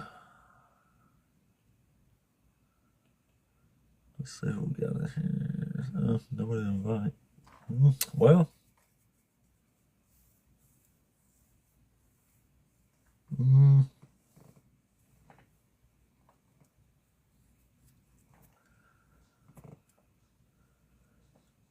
Yeah, and I've already been told a couple times today, converse is the word I'm looking for, not conversate. That is not correct, by the way. I typed the word that I meant to type because conversate rhymes with debate, and that just sounds cooler. So the word went in there that I meant to go in there, even though it might not be a word. So what? I say a lot of things that probably aren't words. If you haven't heard me talk before, then you ain't never heard my Alabama English. What the fuck? I don't know what that was. So, yeah. I'm not too concerned with proper English terminologies. I'm concerned with rhymes, actually. Everybody knows what I mean. Anyway, if you are a Christian and you want to come talk to us, we would love to talk to you. Perhaps you can make the religion look a lot better than the last guys, even though that's not saying too much. Yes, that's the way we refer to it in Alabama, where it's the King's English. That's what I call it. The King's English. It's just what it is. Y'all know I'm a master of speaking the King's English. True master of speech, just like I am of master debating. A master debater. Master debate every stinking day. I'll master debate anybody. I don't care who it is. As long as they're Christians and stuff. But the King's English. That's exactly how that's actually pronounced there. Well, I guess we'll see what we're doing here. We'll give it give 5 more minutes and see what happens. If not, we'll have to try something else here. But certainly we can get somebody in here in 5 minutes to talk to. Usually never have to wait too long, do we? It's been quite a while. It's been a long, long time since I even done a reset or anything like that. And the algorithm is still moving, so I slowed down a little bit though. Wonder why it does that. I wish I could tell. Anyway, well, we'll give it a few more minutes here and see what happens. Let's see if we can get somebody up in here. If not, I'll just take an early day and play a video game or something, or maybe do a reset. I've still got quite a while, so I still got like an hour and a half I can stay on if the old conversations keep flowing here. I've been playing Ghost of Yotai, at least until next month when Resident Evil 9 comes out, and then I'll be on that shit. I'm a big Resident Evil fan. That Resident Evil 4 remake, that was the best fucking one they done. That game was fucking awesome. I played the shit out of that game. It's fun as fuck. But I can't wait for the new Resident Evil to come out. But until then, I'm going to keep playing Ghost of Yotai. It's been pretty awesome. Really good game.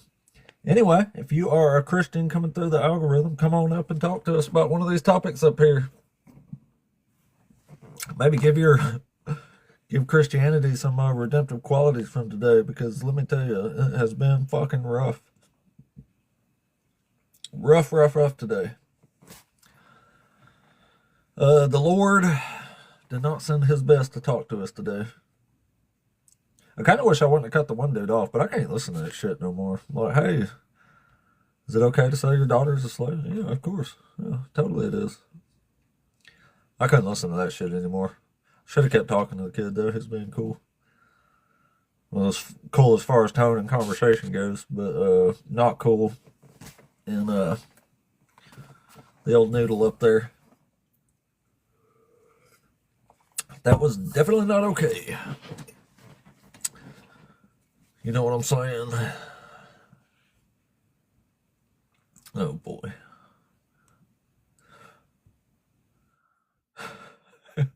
We'll try it. DS, what's up, man? Yeah, I think you can pull it off. What? I believe in you. You don't have to be scared to talk to a son of the living God, Jesus Christ. I just want y'all to quit defending slavery, and great. I think, are you still caught up in the old Torah? You haven't read nothing about the New Testament? Yeah, I've read that too. Does It's Jesus just say to overshadowed love by, our since enemy? it's like the same God in here. Yeah, it's Levitic law. Okay, so what's the problem? Or wait, with loving your enemy? Yeah. Yeah, I don't love my enemies. I don't have many enemies because everybody loves me, but you know, if I do have an enemy, I don't love them. Is Jesus Christ your God? No.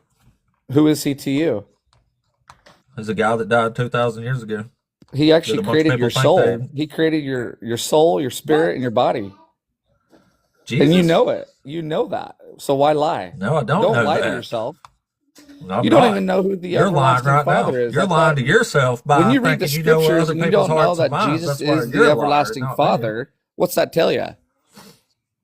It tells me there's a bunch of crazy people who defend grape and slavery It because tells of me this you book. have no clue. You're an unbeliever. You don't even understand the basics of this book. You haven't even started understanding it.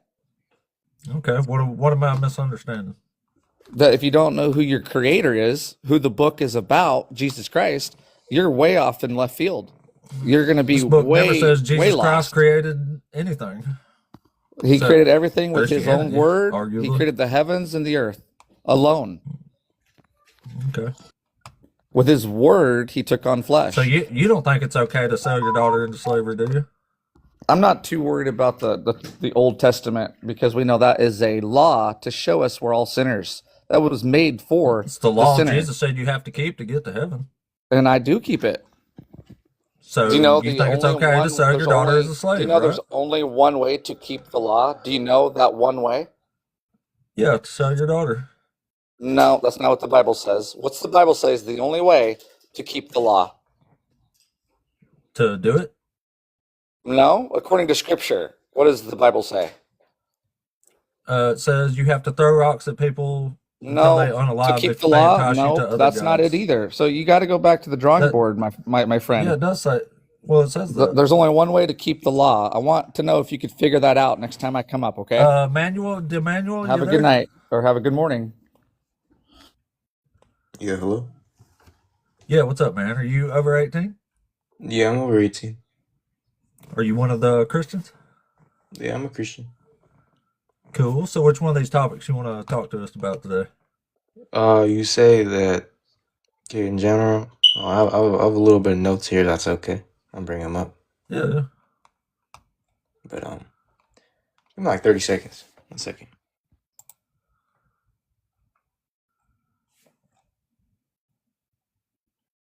I like that he has notes. If he's been taking notes today, that's pretty cool.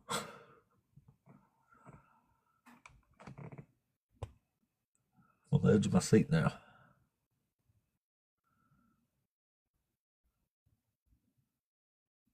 I wonder what notes he took.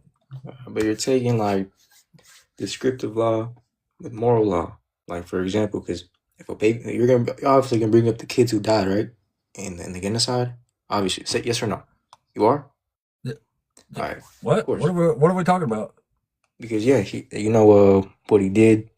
The genocide, supposedly. You talking about that God did? Supposedly, yeah. The genocide, right? Oh yeah, that he commanded. Yeah. Yeah. You gotta understand that there's moral law and there's descriptive law. There's law that he put in place at the moment. Like, for example, because if the baby dies, where does it go? Where does it go? Heaven. So he has the ability to grant, give, and take life. All right? We are not. Yeah, that's why I say Christians ought to be the champions of abortion, because all the babies just get a free pass to Yeah, no, heaven in without having Exodus, to go through the yeah. awful trials of life. Yeah. In Exodus, it said we are not allowed to do that. We're not allowed to take, give, and grant life. Well, the law is separate though from God commanding G-sides. The law's the law, and God commands other stuff that He does. Look, those are two separate things. So, Yeah. which one do you want to? Which one are we actually addressing here? Oh, says, come on, notes got fucked up. I'm trying to find them. At the moment when I joined, I lost them. A whole bunch of them. Oh, well, which one are you talking about? We can. Well, I was gonna talk about the slaves, but then I just realized I have some notes for to explain, and justify the genocide of what God did. But if I sound stupid, sure, I sound but I mean- stupid. But I'm gonna say it from my head because I can't find it. But you gotta understand, because I've actually had this debate before, and what people don't understand is, yes, the baby does go to heaven because he can't be responsible for what it does for its sins, right? Obviously, but just because it goes to heaven when you How die, does the baby doesn't- sin? yeah, it doesn't mean you can abort it because you don't have the authority to do things like that, right? Only God can do that. Only He can grant, give, and take life. No, God gave men the authority to do things like that if they even suspect that their wife has been unfaithful. Yeah, I know. In the moment. Moment, we can't do that. We can't do that without God's permission. God gave you permission. It's in the book. In Exodus, it said we can't kill people. We can't kill babies. In Numbers 5, it says you can. Numbers 5? Yeah. It says if a man is even suspicious that his wife has had an affair, you can order the test of the bitter waters, or the trial of the bitter waters. Numbers 5? Can you be specific? I can after I look at the verse. Yeah, it's a verse.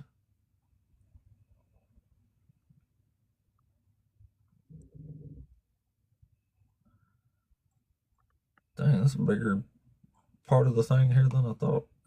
Pretty sure.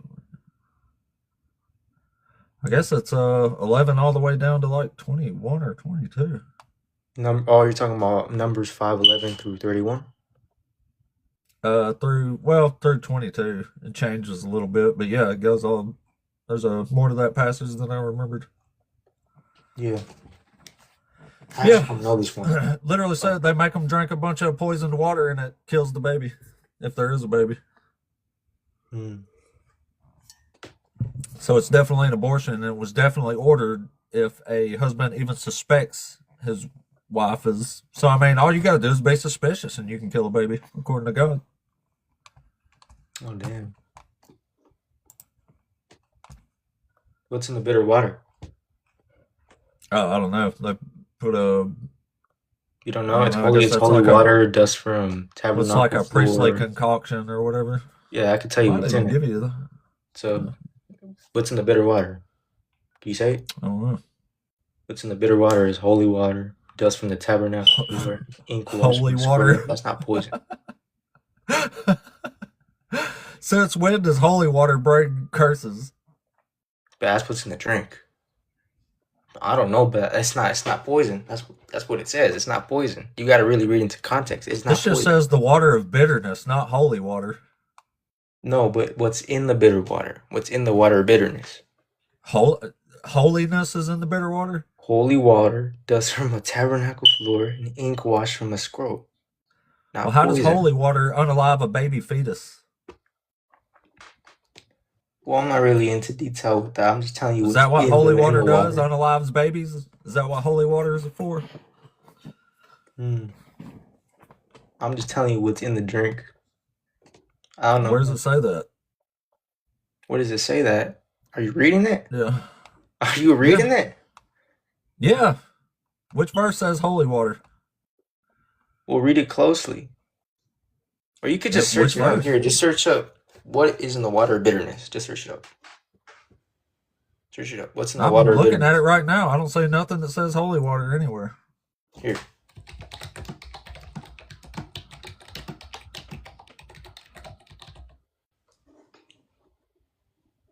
You can't find it? No. That's why I've been asking you like 4 times which verse says holy water. I don't know specifically, but it says it right there. You don't know you don't know where it says it, but you know it says it. No, it's right there, but I don't know how to. Where? Right there. But I don't Right know where? how to lead you there. That's the thing. I'm not that smart. You're not smart enough to tell me a verse. I just can't tell you specifically how to get there. It's kind of hard.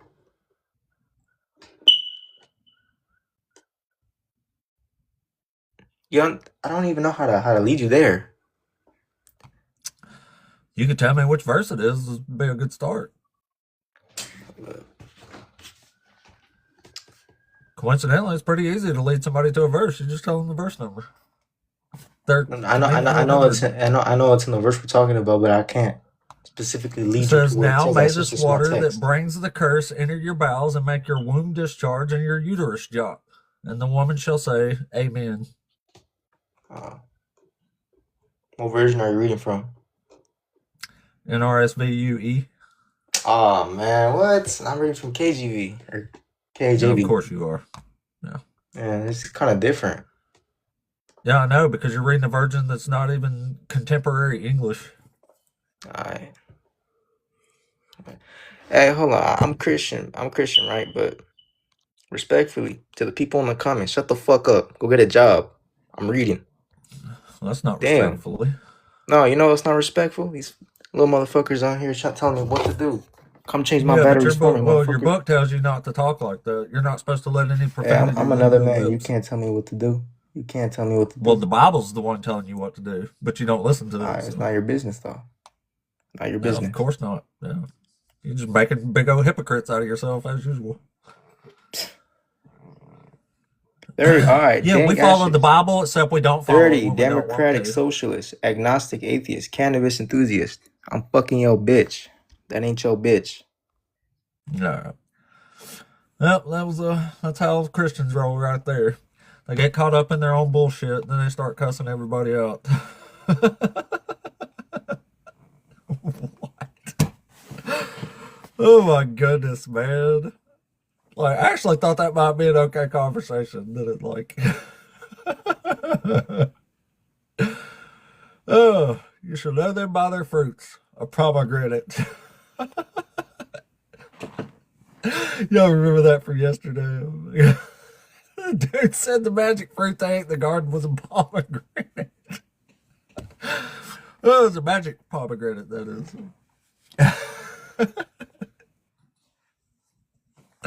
Oh, what can we do but laugh? Shit.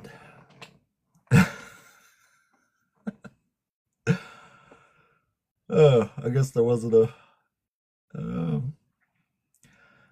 Shadow banned. If you was here on purpose, you're not loading in. I think your signal's really bad. You'll have to try again if you want, if you was requesting up on purpose. Anyway, what a Sabbath it has been. Yeah. Crazy Sabbath today. The Lord is sending out his best defenders of slavery and grape. Actually, they're not even defending it. They're just like, okay with it. The Lord is sending out the people okay with slavery and grape to talk about it today.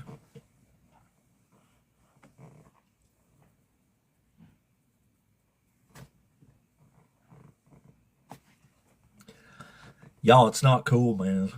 It's not cool, Christians. It's not cool. Not cool.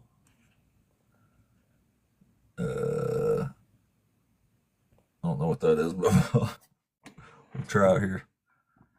I'll just say Speck, I guess. Speck, are you there? Specky? Yes. What's up, dude? Are you over 18? I'm a Muslim and 33 years old. Oh, well, we're just looking to talk to Christians. Well, Muslims believe in the Christ, so I don't see the problem with it. Well, what do you want to debate? Well, first of all, the picture that you're using is the Caesar Borgia, Roman emperor. It's not Jesus Christ. Then you said, why does God do such horrible, unjust things like condoning slavery? First of all, the slavery could exist because people were in debt, because of the protection, because of war, all of this stuff. So it's not always that it's like as if it's kidnapping. Why are you someone sipping or for the something like Bible that. if you're a Muslim?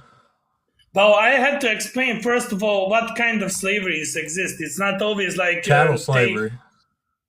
It's not like dominating people just on the random streets and then making So them you're slaves. defending slavery from a book that's not even your holy book? Well, I'm explaining what the slavery means in a general sense. The slave means Well, that you someone obviously don't know because we're talking about chattel slavery. I don't know. The slave just simply means someone is the property. But the problem is, what is the property? No shit. Property does not start Property. with the kidnapping people. All right. Property starts when someone thanks is for owning. making the Muslims look even dumber today. The fuck? How are you going to come up and simp for the Bible? You fucking Muslims. Damn. You're going to yell at me about property? That was the fucking problem. They're property. Hello. Might stick to your own book, man. What the hell was he talking about Caesar? He said that's Caesar in the picture. Like, what the fuck? I don't look nothing like Caesar. There's busts of Caesar, dude. That don't look like him, and that don't look like him. So, Muslims are weird too now. Muslims. Islam. Simping for slavery in the Bible.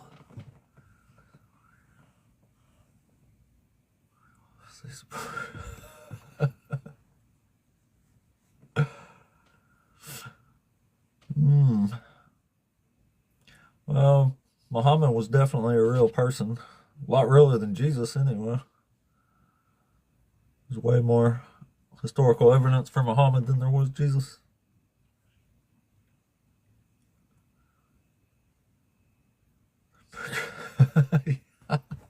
Yeah. Well, what we need right now is a Christian who will not really like defend this stuff, but wait, what's happening here?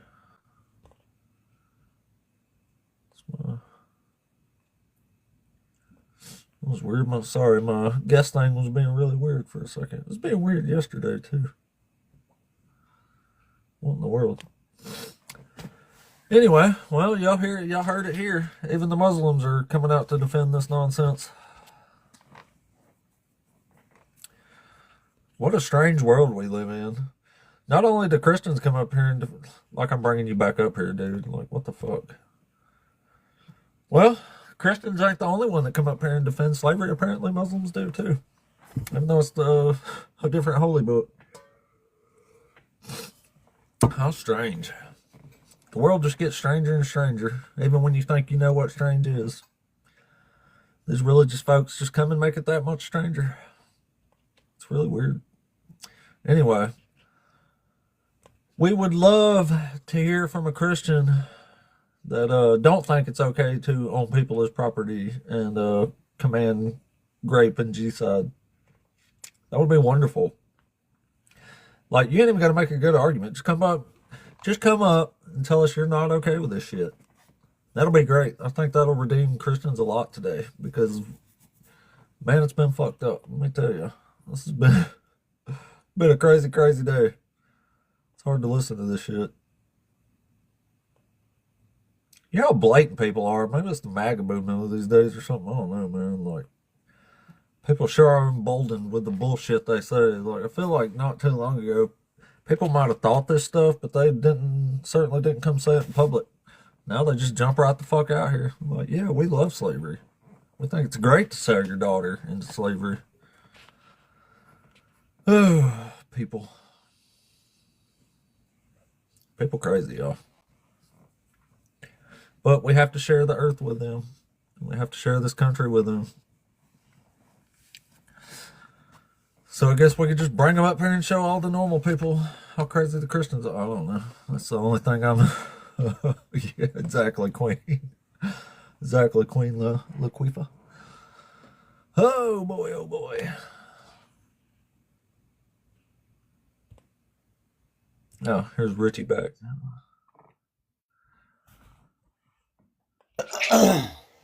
What up, bro? Richie, what you got, buddy? What's up, dude? Question. Hold on just a second. Can you hear me, bud? Yeah. I'm questioning. This ain't about slavery or nothing. This is coming from this is an honest question. As far as Jesus, like following Jesus in the New Testament, do you see anything wrong with it? Honestly, if you apply that to your life, do you think it's going to make you a terrible person? Yeah. You do? What parts? What parts? If you don't mind me asking. The part where he doesn't actually fulfill any prophecy, the part where he gets a bunch of stuff wrong from the Old Testament, the part where he's not even a Messiah, he's never even anointed. Like, this is all problems. Right, I get what you're saying, but I'm saying as okay, say he's not the Christ, say he's not who people said he was, he's not who he said he is, right? Right. But I mean, just say miracles and stuff. Just say that he did do that. Say he healed a blind person, he healed crippled people. How could you go wrong by trying to be like that? You know what I mean? Like, what's wrong with it? Because he's praying to heal people and not doing stuff that actually heals people. Because he's what now? Sorry.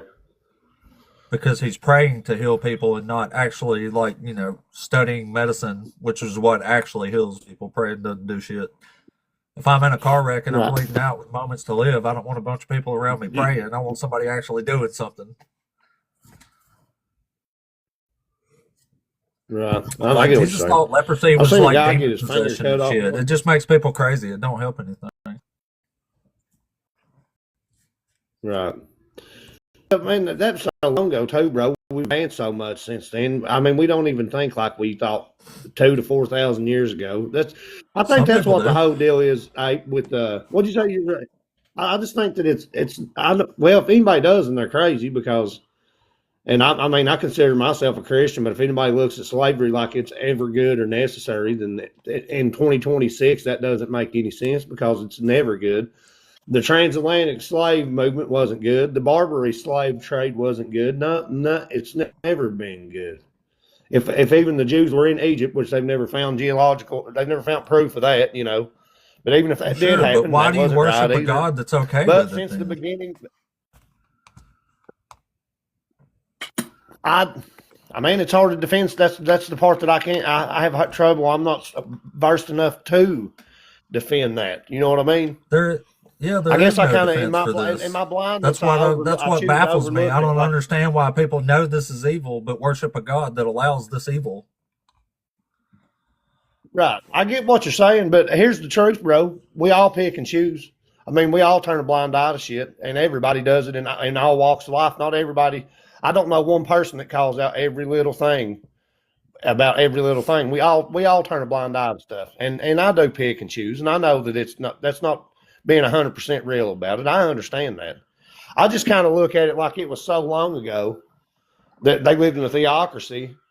I don't know if I can even have. My opinion is that it's wrong, but I didn't live in Levitical times. I don't know what it was even like to live back then. Like the Well, numbers, coincidentally, numbers we've already 32, had a whole bunch of numbers people up 15. here just today that's defending this stuff in the Well, modern age in 2026. that's them, brother. That, you know what I mean? That ain't me, man. I can't. Well, yeah, I mean, I don't think it's you, but you're saying this happened so long ago, but I don't see Right, why that matters when there's people here today condoning exactly what's going on in this right. book. Well, it does matter, but you still got cannibals alive in the Amazon that think it's okay to eat other humans. And I mean, what can we do to them? You know what I'm saying? Does that make any sense? I know that's completely off topic. I'm just saying. I'm not trying Sure. to. I'm not trying to take up for them. I'm just saying that it was different. Like I'll just say, 50 years ago, my grandma got married when she was 14 to a guy that was 27. I think it's not good. I can't say. I don't want to say the word, and I don't give a shit if it's my grandpa or not. That I think it's disgusting, but that shit was acceptable back then. It was okay, and that was just 50 years ago. So I'm just thinking, hell, what was acceptable 200 years ago? Slavery, enslaving people from Africa. What was acceptable 4,000 years ago? Holy shit, I couldn't imagine how bad it was. It may not be acceptable in law, but there are still plenty of people that are perfectly okay with this, and we've talked to several of them today, unfortunately. Well, that's on them, bro. That then to me, I know, that's but what my problem is that there's people. You're saying it was a long time ago, but there's people today simping for this shit. Can we agree on this? We'll agree on this. I think I know you good enough. They can say they're Christian and they worship the same God that I do, but their relationship ain't the same as mine. How about that? Their relationship's different. They view stuff Well, I different. mean, that's fair, but they're the ones being biblically accurate and not you. Well, they don't know what the hell they're talking about, half of them, because I sit and listen to them and I sit and They do. The Bible says it's okay. They're just agreeing with the Bible. Yeah, and that to me, on a lot of the slavery stuff, I don't see how you can, because it contradicts itself. That's because you're better than this, and you're better than the God that you worship. Well, I don't know about all that now. Just for some reason, you're giving it a pass. I don't know why, but for some reason, Christians give this God a pass, even though they know it's an evil God. Right. I get what you're saying, man. How old were you when you became atheist, Jess? 27-ish, 28. How old are you, in your 30s now yet? I'm in my 40s now. Hey, let me tell you something wild I seen. I'll jump off, bro, because I don't want to sit and hold you up. There's people that want to sit and argue with you, and I enjoy listening to it. It's fun. They don't even want to debate. They want to argue and be mean. I've seen a guy one time get his finger cut completely off with a push mower. He was messing with it, and it idled up all of a sudden when he reached under to grab something. And this is this is a trust me, bro story. Listen, his finger was it was squirting red stuff everywhere. Right. My neighbor walked over and grabbed his hand. He said, "You're not even bleeding." And I swear, as soon as he said that, his finger stopped bleeding. It's the wildest shit I've ever seen in my life. I've never seen nothing like it. Now, he wasn't a preacher or nothing either. It's just wild, because I think he done something to him subconsciously that it like cauterized or something. It's the craziest shit. I've seen that personally. That's some wild stuff, man. The human brain is strong. It can make your body do some wild stuff. Yeah, it can make you worship God. You know, that's crazy ass story. Yeah. Whatever, dude. All right, bro. I'm getting down. I appreciate you. Have a good day, brother. You good talking to you. Have a good back at you. Have a good one, Richie. Well, hey, at least there's one that is not okay with slavery, so that's redemptive. Yes, of course. Oh man, this is so weird. Let's see. Let's try the next one here. What else went on? Oops. All right.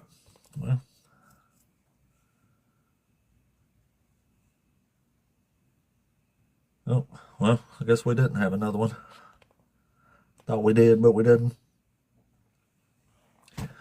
Well, we need a Christian in the box, y'all. We ran out again. And today has been incredibly rough. Except for Mr. Richie there, of course, but damn. Still kind of rough. Just not as bad as, like, straight up saying slavery's okay. What the fuck? Where do some of these Christians come from? They come out of the woodwork, though. It's crazy how many of them there are, too. So, we've still got a little bit of time. If you are a Christian and you want to come up and talk to us, then please do. We would love some redemptive Christian qualities here. It'd be fantastic. Makes us feel a little better about going out in the world today, wouldn't it?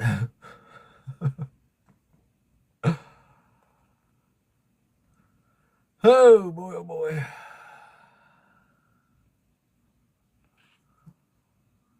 All right, well, let's see.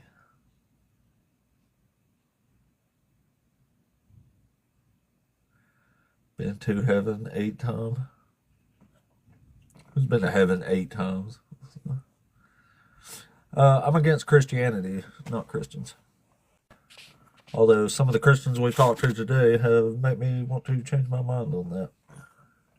That's for damn sure. What a weird... It's been kind of weird today. Only 4 new followers. That's extremely low. But then again, today's been kind of rough. Kind of rough, y'all. Kind of rough. Oh, thank you, Marsh. I appreciate that. Well, you got me to 5 there. But no, I'm not against Christians. I'm against Christianity because it gives you fucking brain rot and makes you think slavery's okay, apparently. Anybody think that's crazy, you need to watch the replay of the show when I put it on my YouTube channel at the end of the day, which is also Apostate Ape, and you can catch these replays that I put on there every day. This is my 79th day in a row debating the Christians up here. 79 in a row, y'all. Yeah, well, I mean, yeah, to be fair, I know plenty of Christians that would never, they're way closer to Richie than the other dude, so I don't necessarily have a problem with them, but this book and the brain rot that comes with it, I am not a fan of, because I've experienced this brain rot. And it turns out if somebody did want to like slavery, then they have a perfectly good justification for it right here. And this worshiping this horrible deity is the perfect justification, because this holy book here allows it quite clearly. Sad. It's fucking sad, is what it is. But anyway, let's see what we got here. We'll give it a few more minutes. If we can get somebody else to talk to in the next few minutes, we'll keep it rolling. If not, I'm going to go play Ghost of Yotai for 30, 45 minutes before I got to go to work. And that'll be a lot more fun probably than listening to grown-ass men tell me it's okay to sell your daughter as a slave. Just guessing. But usually games are a lot more fun than that. I mean, if you believe in the book here, you can come up. Yeah, I guess technically you don't have to be a Christian. It's just mostly Christians that are on board with the book here. But yeah, we'll talk to Hebrew Israelites. They're funny too. Right there. What a weird stream today. The numbers weird, the people's weird. It's just weird. It's a weird stream. Although we do got a lot of the normal cool folks too, so that's cool. That's cool. Y'all keep me going, guys. Propping me up. Call of Duty. I played Black Ops 2. That was really the last time I was into that one. I tried Ghost and it sucked. Only played Ghost for a couple hours and I sold that shit. And I had it pre-ordered for like 6 months too. And I played it for 2 hours and sold that crap. Black Ops 2 was pretty fucking awesome though, but I hear there's like 6 or 7 probably now, so I'm way behind. Yeah. I'm waiting on Resident Evil 9 to come out next month. That's the one I'm waiting on. Already got it pre-ordered. All the Resident Evil games are fucking good. Some are better than others, but they're all pretty fucking good. All the new ones anyway. Anyway, we still got a minute. If you're a Christian and you want to come up and talk, or a believer in the book, Israelite or whatever, you can come talk too if you want. We would prefer to talk to somebody, hopefully today, a little closer to Richie, that don't think slavery's okay, but sadly he was the only fucking one today. Play the forest? I don't know what that means. If that's a game, I guess I don't know what it is. If there's a game called The Forest. Well, let's try this one. Hey, what's up, man? What's up, Liam? Are you over 18? Yeah, I'm 24 years old. Give me 30 seconds. Actually, give me 10 seconds. I just have to grab a sweater because I'm kind of cold. Give me literally 10 seconds, okay? Okay, yeah, go ahead. I think he's a Christian. He's a cold Christian. He's not wrapped in the warmth of Jesus. He needs a sweater.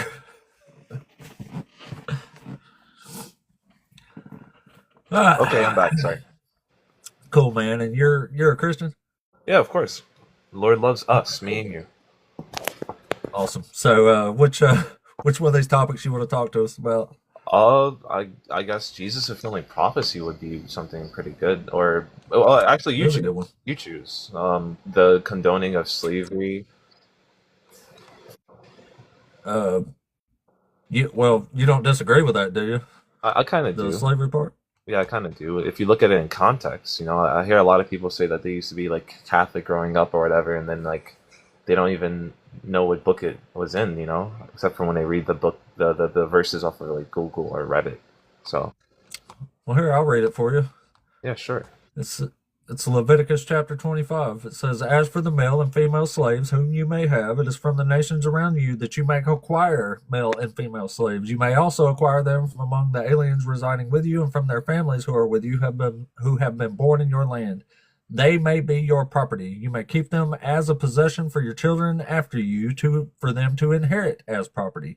These you may treat as slaves, but as for your fellow Israelites, no one shall rule over the other with harshness." So this is clearly saying you can own people as property. Yeah, my only question to you is like, who is God talking to in Leviticus?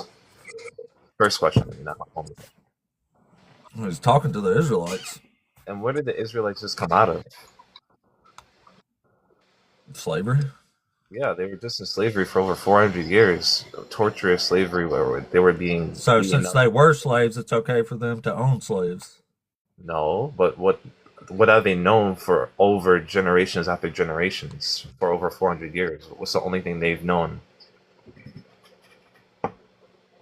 Well, that's not the issue here. The issue is what God is allowing. Yeah, how about you read Exodus 21:16 when they're actually being taken out of their slavery?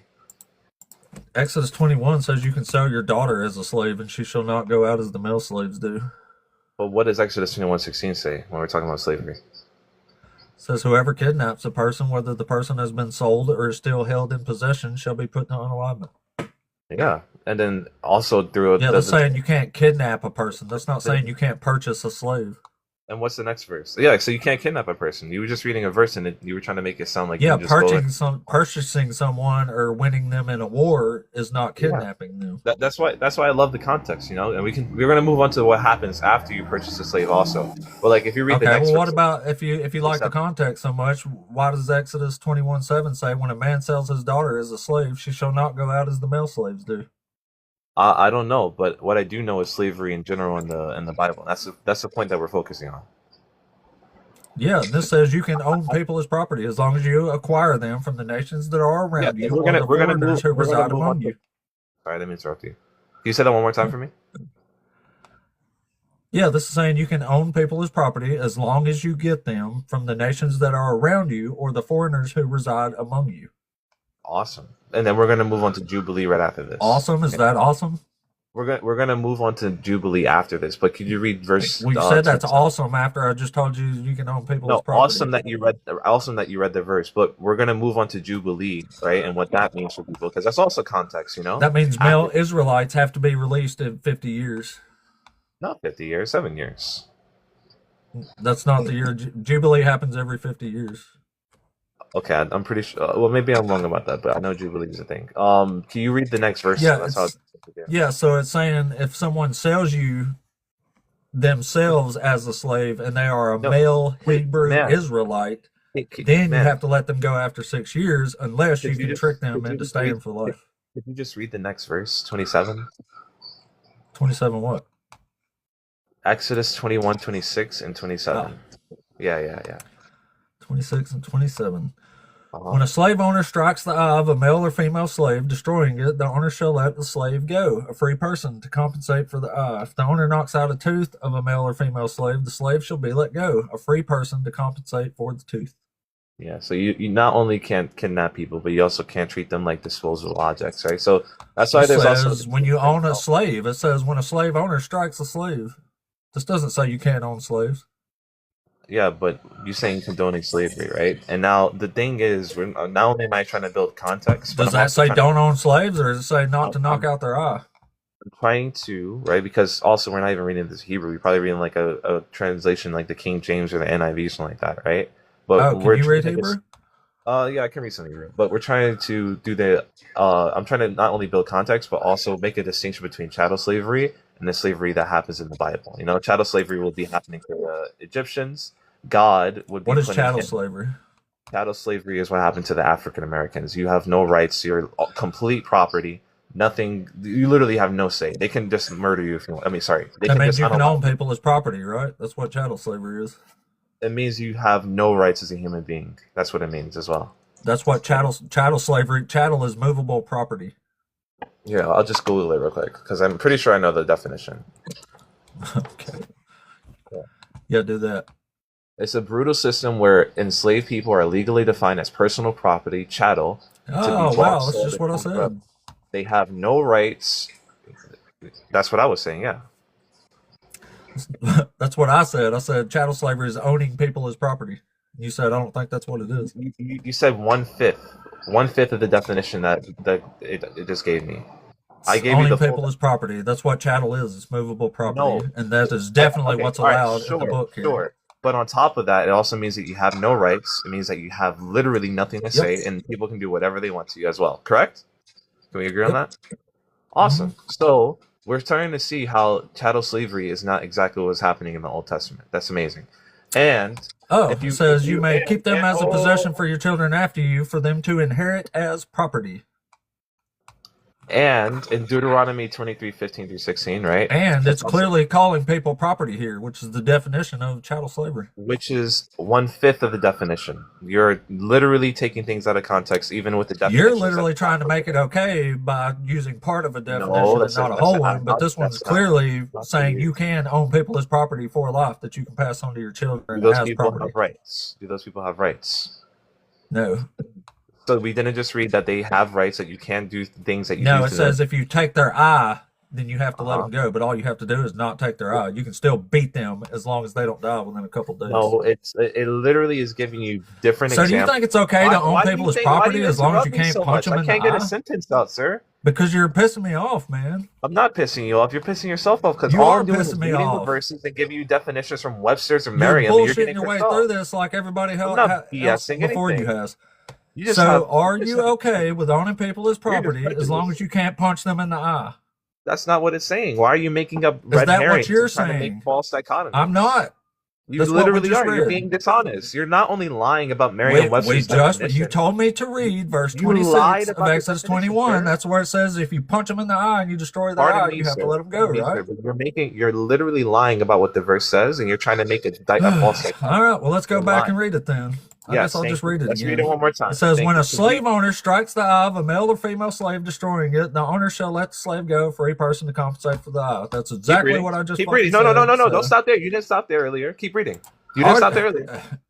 If the owner strikes and knocks out a tooth of a male or female slave, the slave shall be let go a free person to compensate for the Uh-huh. tooth. That's literally So what what I it's just doing, said. You told me I was lying. so what it's doing, sir, is it's trying to give you different examples of how if you hurt your slaves, you Exactly. let them So go. are you You knock okay out an with eye or owning a people tooth. as property as long as you can't punch them in the You knock eye? out an eye or a tooth. You hurt your slave. You have to let the slave go. That's what it says in other So parts you're okay with as that? You're well. okay with owning people as long I'm as they don't okay get punched that, in their eye, right? and I'm okay with this specifically, sir. And listen to me. This is what I'm okay with. Okay. Listen, No, that's what we listen to thought. me. That's Listen what to we me. thought this whole This is what time. I'm okay with. I'm about to explain what I'm okay with to you. All right. What I'm okay Okay. with is that it was traumatized and tortured people who were slaves for over 400 to 600 years, right? Coming directly out of slavery. And it's not even 40 years later, after 500, 600, 400 years, not even 40 years later, they are literally receiving laws from God on how to treat people and how to treat their people that they have as slaves or whatever. They're also told very shortly after that there's going to be this holiday where you have to let these people go. You can't hurt these people. These people have rights. And by the definition of slavery that we have today, chattel slavery, you know I'm 24. You're double my age acting like that. And not only by the definition Yeah, of because chattel this is slavery we fucking have today, disgusting to fucking listening to. That's it's why. disgusting how much of a It's dishonest. disgusting to sit here and list people defend fucking owning people as property is what it I'm is. black, you silly goose. I know what chattel Yeah, slavery is. and I you're up here studied it my defending entire this life. shit. Yeah, That makes it and even crazier. I'm defending the words that are written for God in order to abolish slavery over time. There Because ain't no 500 abolishing years. slavery. You're full of Oh it. You're yeah, lying. so what does Jesus do in the New Testament? Show me where it says he abolishes slavery. When Jesus sets the captives free, that's what he says his Where? entire Give purpose. us the verse. Oh yeah, sure. Here, let me Google it because I don't remember off the top of my Yeah, head. show us where slavery is abolished in the Bible. You'll be the first one in history to ever show anybody this. I mean, look at Martin Luther King Jr. and Harriet Tubman using the I'm Bible. glad to Dr. preach. Josh came up here to talk to you because I'm just at the end of my rope So here. Dr. Josh doesn't talk for you? Yeah, you got an actual Hebrew scholar. 4:18. He's wrote a book on slavery. Luke 4:18, which is in tandem with Isaiah chapter 61, verse 1. Oh, and then I'm not, just so you know, I'm not going to listen to Dr. Joshua or you on TikTok over Martin Luther King Jr. and Harriet Tubman, who consistently used the Bible as arguments for why they were doing what they were doing, setting the slaves free. 90% Okay, well, historically. I 90% think historically, just so everybody in holy the chat shit. knows, 90% of the people who were setting my people free from chattel slavery in America, where we had no rights, And here unlike you are the today slaves in the defending Old this shit. Testament. Yeah, unlike the people in the Old Testament who had rights, right? 90% of them were Christians, not atheists, not Muslim, Holy Christians. shit. So I just want to let you guys know that as well. Dr. Josh, I'll let you try. I Keep on can't. hating on Martin Luther King Jr. and everything so forth. You're Yeah, I mean, the I one think, hating on him. yeah, I think that's I am. sort of a silly I'm thing to using say, his Liam. arguments. Just so you know, I'm using his arguments. Martin Luther King Jr. used these arguments in some of his debates and speeches. So Liam, Yeah, what's up? what do you think the slavery is described in the law collections of the Hebrew Bible? Like, what do you think What's your question? I'll try it again. The slavery that is described in the law collections of the Hebrew Bible, what do you think it is? What I think it is, right, if I was just giving you off the top of my head, is I think it's God talking to traumatized people who have known nothing but slavery and seen nothing but slavery, and giving them rules and regulations on how to treat people, right? And the ultimate goal of abolishing slavery. Because you even see Jesus talk about in the New Testament. Okay, how before God, you go to the New Testament, because I don't think you understood my question, No. and that could be on me. So what I'm asking is, how would you describe the type of slavery that the law is sanctioning? I would describe the type of slavery as a form of chattel slavery, but it's definitely not as severe because people have rights. I would say it's a form of it. Okay, so when you talk about a form, can you give me like some of the characteristics of? Yeah, so based off the definition I just read, I would say people are still owned as property by definition. That's pretty much it.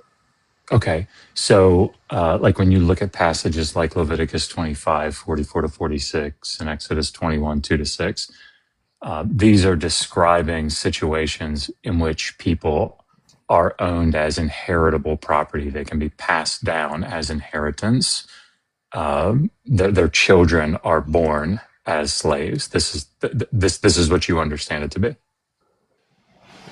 Sort of. That's one point that I agree on. Yeah.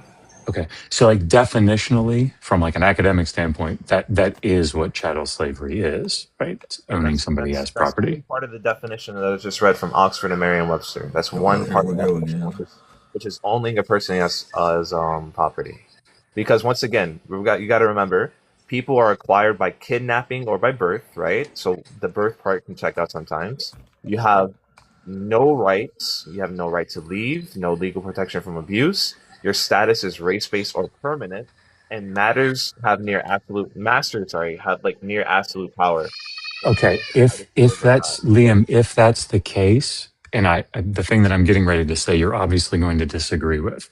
If that's the case, that slavery requires that the slave have no rights, then according to the law, there was no slavery in the antebellum South. At one point, yeah, there definitely was. Sorry, so like, for example, the law in Virginia or the Constitution in Georgia. Sweetheart, I'm on a call, okay? God bless you. Sorry, I've got 5 God kids bless and you. um okay, yeah, I know, sweetie. With them, man. No, they sorry, I lost my train of thought. Oh, so the law, obviously, you and I know, again, with what I'm getting ready to say, that they were like, we don't give a fuck, right? Like, we're going to do whatever we want to do. But the law in the antebellum South, particularly post-Revolutionary War, said things like, if you deprive a slave of life and limb, or do have any abuse above moderate correction, then it is if you had done that crime to a free white person. I have no idea what you're talking about. I don't know. Yeah, I mean, this was, if you just look, Paul Finkelman is a great person to look at on this, Alan Watson as well. But these are people that write about the law about slavery in pre Civil War era and post, but particularly pre. But even if I grant you that point, right? You still legally own these people, right, as your property. You can still beat them, whip them. You can castrate them. You can still like take the black woman into your home and then have some house servants for you, and do whatever you want with them. You could Sorry, break I'll up. mute up. Sorry. I'm sorry. You can break up families at will. You still have no legal right to flee as a slave. Once again, right? You're never going to be let go unless you buy your freedom. Right? If the master lets that happen, you still right are like your testimony is invalid in court, and then later on you're 3/5 of a person. So all of that still applies.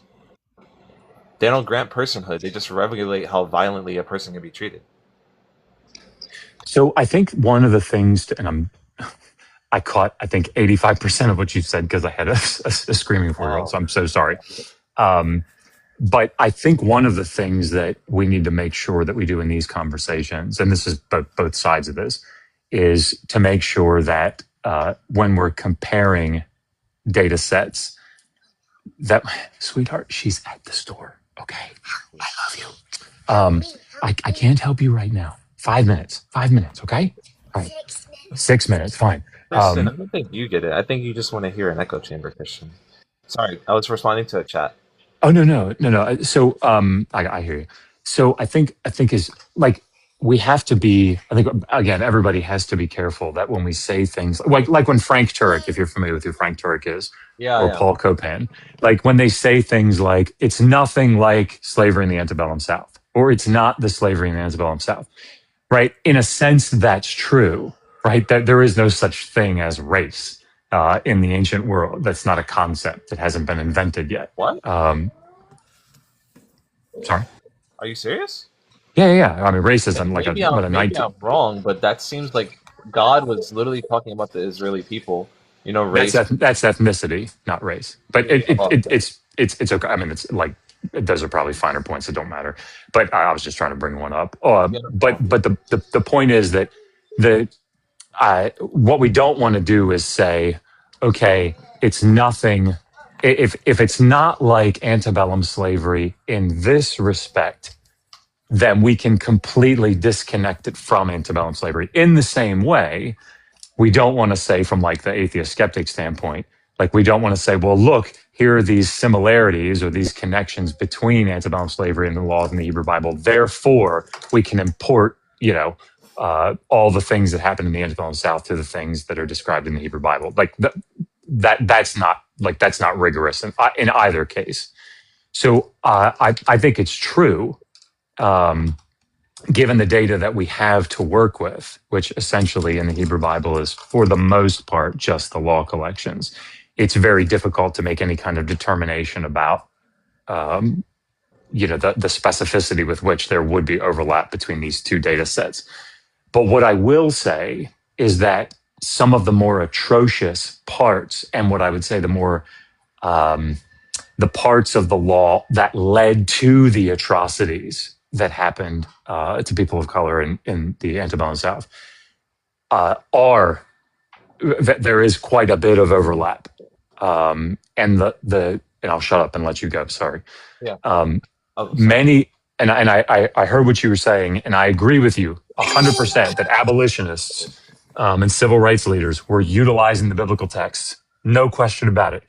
The problem, or the thing that I would want to nuance, though, is the way that they were using the biblical text is in a very progressive, liberal sense. So the pro-slavery arguments, those pastors in the South, those leaders that were arguing for slavery were doing what most Christians today would say is sound biblical exegesis. They were going to Leviticus 25. They were going to Exodus 21. They were going to Deuteronomy 15. And they were saying, look, the law says this about it, right? The abolitionists were saying, yeah, but look, you've got to look broader. You got to look bigger. You got to say, look, we're created in the image of God, and God wants, love your neighbor as yourself. And these things by our lights are not compatible with something like slavery. So I think it's just important to recognize that, and I'll shut up because I got more to say, but I've been just going on. So go ahead, Liam. Sorry.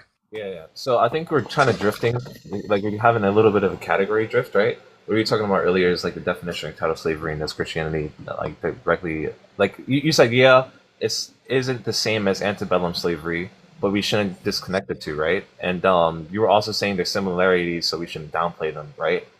I agree. They both involve like a hierarchy. You have people over other people. There's also like some ownership language and coercion, right? But the question isn't whether there's similarities, it's whether they belong to the same moral and legal category, right? When we're talking about all the things that you need in order for it to be this or to be that. Like grapefruits and oranges are very similar, but there's clear distinctions that make them different. You understand what I'm trying to say? Sure. What you might call it, race as a biological hierarchy also, it didn't exist in the ancient world because Israelites, they were distinguished by the covenant status, not by the inherent like human value, because they were God's chosen people and things like that. Antebellum, I think it would be like more ontological, and then like biblical law, because it's like the law that God is giving to the Israelite people. It would be more like a legal or covenantal distinction being made rather than ontological inferiority because of their race or their skin color, things like that. When you're saying don't disconnect them, though, that's the thing that I have a problem with. Like when you're saying like, hey, yeah, it's like apples, it's like oranges and grapefruits once again. You have the dehumanization in antebellum with the sexual exploitation. You have the destruction of the family, racial You supremacy. have all that in the Bible too. Yeah, let's take Yeah. what can we just go? Can we take one of those? Yeah, one last thing. You have the fact that you can't be freed once again, and there's no legal standing, right? But in biblical law, when God is talking to them and giving them the law, right? It's literally not even 40 years after they left Egypt after 500 years of slavery. They're literally a traumatized people, right? It forbids slave trading. It punishes the people who knock out a tooth, knock out an eye. It's not saying, hey, if you knock out a tooth, right? What about two teeth? What if you knock out a tooth and make it loose, right? No, it's saying you hurt a slave, you got to let the slave go. Don't be so hyper specific reading the Bible. Not even Christians do that. Not even like atheist skeptics do that, right? It projects runaway people. It preserves the personhood of the person. and Okay, it shows how you Liam, get I appreciate to this, the you're letter. going on to like 7 or 8 things, and I No, agree with you. I'm Like we listing want to, I'm listing the right, but differences. all of the things that you're saying, they're not differences, right? I They're think not they things are. that they're not okay, so let's take one, right? You said that you can't sexually exploit, schmexually exploit the slave. Yeah, I mean, certainly that was the point of Exodus 21, 2-6 and 7 through 11, right? The male debt slave is being used for procreative purposes, as is the female slave. That's what they're being used for. I have to read the verse really quick. One second. Yeah, so like yeah, definitely turn to it. Exodus 20. The one that I gave him earlier. I came in probably a little bit later. I don't remember you talking about Exodus 21, but in 2-6, right, where it's talking about the Hebrew debt slave, there are three considerations or three different variations on the law, right? The first is if he comes in single, unmarried, then that's how he goes out. Then the text says if he comes in with a wife, then his wife leaves with him. Then the text says if his master gives him a wife and she bears him sons and daughters, when the man exercises his right of release at the end of the 6th year, she does not go out with him. Instead, she and the children belong to the master. This sounds like an arranged marriage. Number one, and number two is saying if marriage occurs during the service, you're going to be for the person. Sorry, does that make it better? Arranged marriages were a thing all the time, right? And So arranged marriage is a sexual exploitation. It yeah, never. let's just listen. The woman and the children are the property of the master. The woman? Yes. It says wait. That's what I was trying to tell you earlier. There's a Yeah, I distinguishment heard you say that earlier. with a male Hebrew slave unless you can trick them into being your slave for life, which you do with their family by not letting their family go. If he comes alone, he is free to go alone, and if he has a wife and she comes, she is to go with him. So it literally says if he has a wife when she comes, she is to go with him. If she comes with him, if you give him a wife, he cannot leave with her. Yeah, because you gave him a wife from your other. Exactly. They're still your property. His kids and his wife are your property. And if he wants to stay with them, he has to commit to you for life by getting his ear pierced. Into the text. You're reading into the text, though. What am I reading? You're both reading into the text that the master is forcing him to marry the person. The material point here is that the wife and the children are property that are owned by the master. Yeah, but we see in the verses right after that they're also let to leave after a certain amount of time. No, they don't. No. Yeah, they do. No, they don't. Show me the verse. No, they don't. We read it earlier.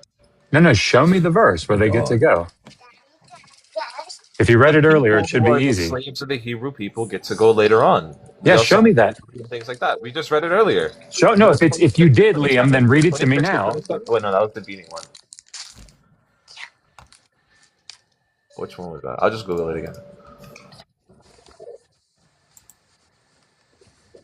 We read it earlier. I think it's good.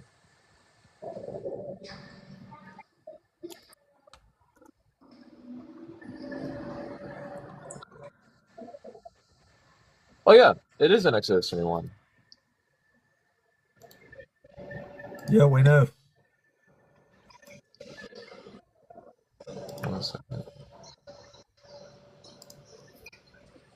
Yeah. Here, I'll just read it. This takes too long. It says, if his master gives him a wife and she bears him sons or daughters, the wife and... Could you stop talking while I'm reading the Bible? It says, if his master gives him a wife and she bears him sons or daughters, the wife and her children shall be her masters, and he shall go out alone. Yeah, and then what does it say about all slaves? So it's talking about that one specific case, but in all slave... Yeah, it's read it to me. Wait, really quickly. It's literally just a law. Liam, just read it to me. Yeah, if you buy a Hebrew servant, he is to serve you 6 years, but in the 7th year, he shall go free without paying anything. Yes. Unless what? A male slave. And No, that he still as a holds slave true. in Hey, general. Liam, it holds true in the case that we're talking about. The So in guy other still gets to go free, just not his wife and children. so in other parts of the so what I see the error here that you're making, right? When the Bible says he, it doesn't only apply to men, right? Like when God says he shall not do this, he shall not do that, right? It It doesn't only doesn't apply say to here. It doesn't say like he here. It says yeah, ish. It says the like man. when it says God's sons, right? Should do this and do that, it doesn't mean that just God's son should do this and do that. It also means that woman shouldn't do that. Like if Yeah, God says but don't that's commit, that's like if only God, contextually if derived. That's only yeah, I know contextually derived, Liam. you're reading into the book that it's only I'm for not men. reading. Listen, read the words out loud, right? The Yeah, if you wife, bias, listen, the wife and the children. It uh-huh. doesn't mean like, okay, that also means like the husband too, right? It means the wife and the children. Okay, let me get this straight one more time so I can read the other verse to you. So what you're Sure. saying is that only the so when you are a master, right? Hmm. And you give a male servant or a male slave, because we already saw that this is in chattel slavery. When you give a male slave, right, a wife, Yes, then only the male slave is free to go, and the wife and the child can never leave. that's correct. Okay, and I disagree with that because there's multiple verses in the Bible that Is even it if it because you says can't he, read? I just read to you, right? It seems like you're No, reading I into the just text. read to you. Hold on, listen. I'm going to read it one time for you real slow because clearly you need to be hand walked through this. It says, if Yeah, his master read gives through him the a wife text. and she bears him sons or daughters, the wife and her children shall be her masters, and he shall go out alone. But if the slave declares, I love my master, my wife, and my children, I will not go out a free person. They have to stay and serve him for life to stay with their family. Where do you Is see that for life? Show me that, because now you're reading It more into says it. no. It says holy olam right shit? there in verse 6. Verse 6, then his master shall bring him before God. He shall be brought to the door of the outpost, and his master shall pierce his ear with an awl, and then he shall serve him for life. Who is he? Who The is he? The male debt male slave, slave. the Okay, Israelite debt slave. so the male debt slave can choose if he wants to serve him for life or not, correct? Yes, that's correct. All Why right, so would he Wow. can he make do a that? But choice. hey, This is why would fucking he do So he unreal. that? can make. Hey, I don't know why. It also Yeah, talks it about in did. other The parts of the. text tells you, Liam. There's literally a whole chapter in the Bible Liam, the about a lady. text. Why are you Listen, yelling at me? Can I? Liam, because you're being You are reading into the intentionally text and obtuse here. lying. You're saying the Not quiet No part you're out being shit. loud. This is why I was intentionally getting so You're obtuse, irritated Liam. saying the beforehand. quiet part out loud. You're saying Oh, the I quiet am part out loud. absolutely not, sir. And You're that is saying the quiet incredibly part out offensive. loud. Yeah, please don't say things like that. That is ridiculous. The That's whole not point of ridiculous. us, You're lying no, and you're getting Liam, caught. the reason, yeah, okay. He The has the reason, choice. yeah, You just said of it. course he does. Why does he make the choice, Liam? He has a choice. Why does he make the choice, Liam? Because either he wants to serve his master. In other places of the Bible, it says that a Oh my servant. God. It Yeah, you're says in just being another part of the Bible. incredibly And this disingenuous here. motherfucker's Oh, calling you're gonna us drop me now. liars. Yeah. You're gonna drop me now because you got caught. You said the Yeah. quiet part out loud. Don't be mad at me because you said it out loud. And other What, that parts of This I've the is said fucking Bible, that I pathetic. said that a debt and slave that in could always other go free after the in sixth year in went free. other in That's the quiet part for you. in other parts out in the Bible, it literally says that if people want to be servants to their masters because their masters treated them so well, they can also, with or without a wife, Can you tell me where that is? Can they you can tell me where that also is choose this. Yeah, sure. without googling it? No, I can't tell you without Googling it. I haven't memorized the Okay. book of Leviticus and Okay, it's Deuteronomy. Deuteronomy So have 15, you 12 to have you 18. memorized have you memorized the book of Leviticus and Deuteronomy? No. All right, so then don't hold me But to a if I'm standard going to that make you an yourself argument, don't hold Liam, to. hey, Liam, if I'm going to make an argument and say the Bible says X and somebody says, where is that? And I go, oh no. I'm telling you where it is. I just have to No, search you're it up. not. You're Googling it. You said it Yeah, I says in am. the So Bible. I And then I know say, the where? And Bible you say, says I it don't know. because I I've got to read the go verse Google it. multiple times. Stop holding me to standards Well, that you yourself don't hold to. I just told you where it is. It's in Okay, Deuteronomy 15, don't 12 to hold me to 18. standards that you yourself don't hold to. Because if you haven't memorized the I whole am entire Bible, absolutely then I holding haven't. myself to that standard because I will not say the Bible says X without knowing where it is. That's the standard. I'm not going to continue with like that. Yeah. Okay. Don't hold me to standards you don't understand. I mean, I think you just got caught. My fucking God. If you say so. You're I do. unreal, dude. Unreal. Uh, I think it's Deuteronomy 15, 16 through 17. Is that it? Yes. Awesome. What the fuck?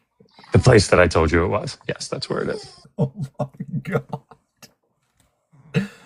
There's other ones as well, but yeah.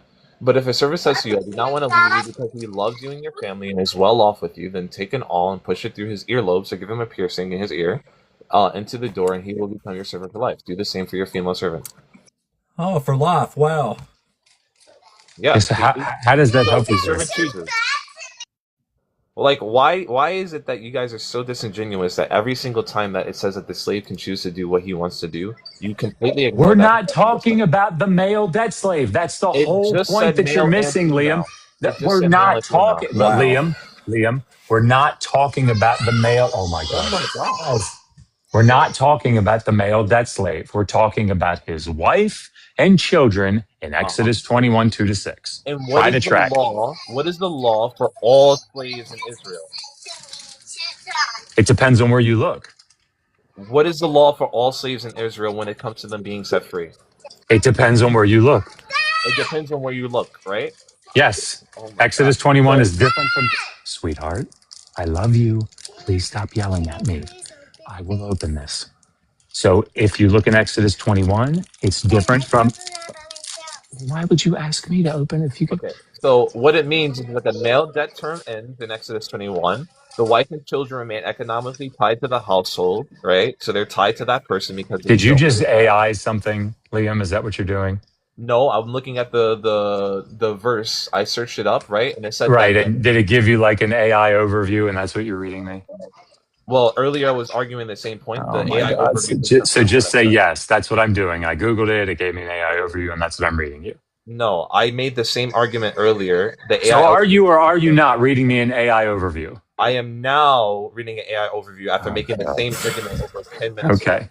So I don't care about what the AI I know, overview because says. you If you came up want to and read, you hey, pretended. listen, I if said you the want, same hey, thing Liam, earlier. Liam, I Liam, said if the you want to same read, thing Liam, earlier. Liam, if you're going to I read me said the something, same thing Liam, earlier. Liam, hey, if you're going to read me something in support of your position and you want it to be academic, go get a commentary, I said the right? same Don't thing read earlier. me AI bullshit. I said the same thing It's not earlier. worth my time. Well, You then literally if you're read a saying the verse. same You thing as literally read a verse about how it was talking about when you're a servant or when you're a slave to these people, it's because of death. We literally read that earlier. So what does Joshua, that have to do? Hey Liam, hey because Liam, that what was hey typically Liam, hey Liam, what does that have to yes, do with the hey Joshua, yes, Liam, hey Joshua. God bless Liam, you, what does Joshua. that God have bless to you, do? Hey Joshua. Liam, what does that have to do God with the bless you, Joshua. wife and the children being property of the Are the master? What wife does it and the have to do with children that? slaves to the master? Yes or no? Yes, Is the male servant in this one verse a slave to the master? Yes or if no? he chooses to. Okay, is he a slave to the master? Yes or no? If he chooses It's to. okay. The wife can also choose to. No, she can't. Show me The that in the Bullshit. laws, text. yeah. So what we were Show me reading that in the earlier, text. yeah, I'm going to. What we were reading earlier, when we were talking about it, right? We were talking about how when people are, no, we didn't talk about that. That was a different. When people decide to become slaves to people, right? They can do it whether if they have a debt and they want to pay that debt off, right? Or if they're bought from another place until they pay off their debt, right? You buy the slave works for you until he pays off the price for what she was bought for. We read that earlier in another text. That applies to not only males, but it also applies to the females, because the Only in males and Deuteronomy females are 15. Only slaves. in Deuteronomy Because the 15. males and females are slaves. I also love Only how in we Deuteronomy drifted. 15. I also love how we drifted from this being chattel slavery to you turn this into a sex issue, right? I love Yes, that it as is well. because that is I precisely also what's love that. happening. But Wow. Hey, you couldn't sir, you can't that prove is the precise. original I know point. you're You scared now. shifted. You're No, no, scared no. now. This dude's That I'm is not fucking scared. precisely. What is Hey, unreal. hey, this? hey, Liam. Joshua, you're getting So if changing, so if man. we You have gotta him, relax. hey Liam, if we have a Thank male you. debt God slave, bless you, hey Joshua. Liam, God hey bless you, Liam, Joshua. God if we bless you, have a Joshua. male debt slave, yeah, I know you're scared, buddy. He brought up Keep male. interrupting me, but I know it shows that you're scared. So if you have a Okay. male debt slave and the master gives him a slave wife and they Yeah. produce slave children, what is that? That's the male and female choosing to be married and having intercourse and then having Do babies. you know how to read? Like, read the Holy text. shit. You just quoted the text, and I'm telling you what it is. Yeah. So what is it when a debt slave has sex with a female slave given by the master, and that female slave and her children are the slaves of the master? Okay, What how is about this, that? Joshua? Show me where it says that the children have to stay with the master forever. Show me where it says In that. in 2 to 6, right? It's probably in Show verse me. 5. Read the verse. Read the verse where it says that the children of the male and the female have to stay forever. Because Yeah, we know it's that right the there in verse because 5. It's no, right there in read verse it. Read 5. it out loud. Read it out loud for me. Okay. I tell you what I'll do. Read the word forever. Read it out See, loud. here's the difference. Like you have to No, Google no, where no, no, something no, no. is. Why are I'm you doing running? this from Why are memory, you but here's what I'm scared? going to Read do it for out you. loud. But no, I'm going to do this for you, right? I'm going Read to it go out pick up loud. my Hebrew Read it out Bible. Yeah, loud where it I says am. forever. Hey, Liam, I'm going to do what you can't do, right? I can tell you where the passage is and tell you what it says from memory, but you want me to read it out loud. So I'm going to do that. So I'm going to walk over here and I'm going to read you Exodus 21. I'm flipping open my Hebrew Bible right now, and I'm going to tell you what the text says. Okay? Now, when I do, I want you to say, I'm sorry, Josh. You're Where right. the That's what it says. children have to Yep. stay forever. The Yep. children. Yep. If Yep. his master And should 21, give to, 5 through 6. I'm Well, reading. Why you interrupting me? Here's verse 4. If his master gives him a wife and she bears to him sons or daughters, Uh-huh. the woman and her children will belong to her master, but he, the male slave, will go out free Why is that? Why is it that the because male is they going free? are the master's property. Okay, where does it say forever? Why is it? No, I'm going to answer your Where does question it because say you're forever? being incredibly We dense. read through Okay, verse so after verse. No, let's Joshua, I'm gonna no, let you shut speak and then let just me shut speak. up, I'm gonna Liam. let you Just speak and shut up, let me Liam, because speak. I'm going to answer your I'm gonna question. let you speak and let me Yeah, speak. yeah. Okay, I I'm tell gonna you let you what. speak and let me speak. I tell you what. Let's do this. Let's just mute you for a second. So, the reason that the male debt slave signs up to serve forever is because his wife and children can't go out with him. So, the implication of the text is that, oh, sweetheart, please don't play the piano right now.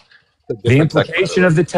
The implication in the text, let's just play it out, shall we? Let's assume Let's try. that Let's you're just try. right. Hey, Let's just try. Liam, let's assume you're right for a second and that she can go out at some point, right? Let's say that she has a debt. Let's say Paul Copan's right in his dumbass arguments about this verse, that she has a debt to pay off. And when she goes out, then everybody can go out, right? The guy's just got to go earn some shekels or, figure something out while he waits. What you're suggesting is that in order to stay with his wife, he says, I could wait X amount of time, couple years or something, or I can sign up for permanent, lifelong chattel slavery in order to stay with my wife. So what I'll do We is already I'll agreed sign it up for wasn't chattel. permanent, We already lifelong agreed it chattel wasn't chattel. slavery in We order to already do that. agreed it wasn't chattel. We agreed earlier that it wasn't chattel. You No, we yourself, didn't agree. We you didn't agree. The yourself, moment, sir, you're hey, out of your sir, sir, fucking you don't mind. know anything about you ancient Near yourself Eastern said. slavery. Sir, no, I I didn't. have a No, quote I of what you absolutely said. didn't. I have a No, quote I of what you said. absolutely didn't. Because Yeah, of course you once did. he opts to have his ear pierced with an awl, that is Uh-huh. a chattel slave mark. He becomes property of the He master. chose to stay with the master's family. It That's what the doesn't verse matter. says, So right? he chose to be a For chattel life. slave. That's Yeah. forever. Do chattel? Yeah. So do chattel slaveries have rights? Are chattel slavery people?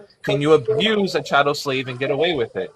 Can you continuously do whatever you want to a chattel slave and not have to let the chattel slave go free? No. Yeah.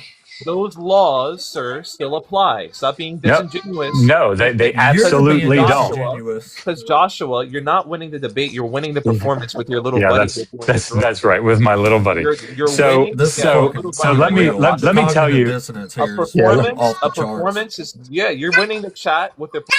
All right, look, we'll bring you back up. Please, honey, please stop yelling at me. That's great. So look, we'll bring you back up when you can grow up a little bit. Okay.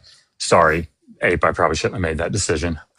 No, But you're I need fine. to I No, think we need to no, we kicked him a long time ago. talk without this interruption.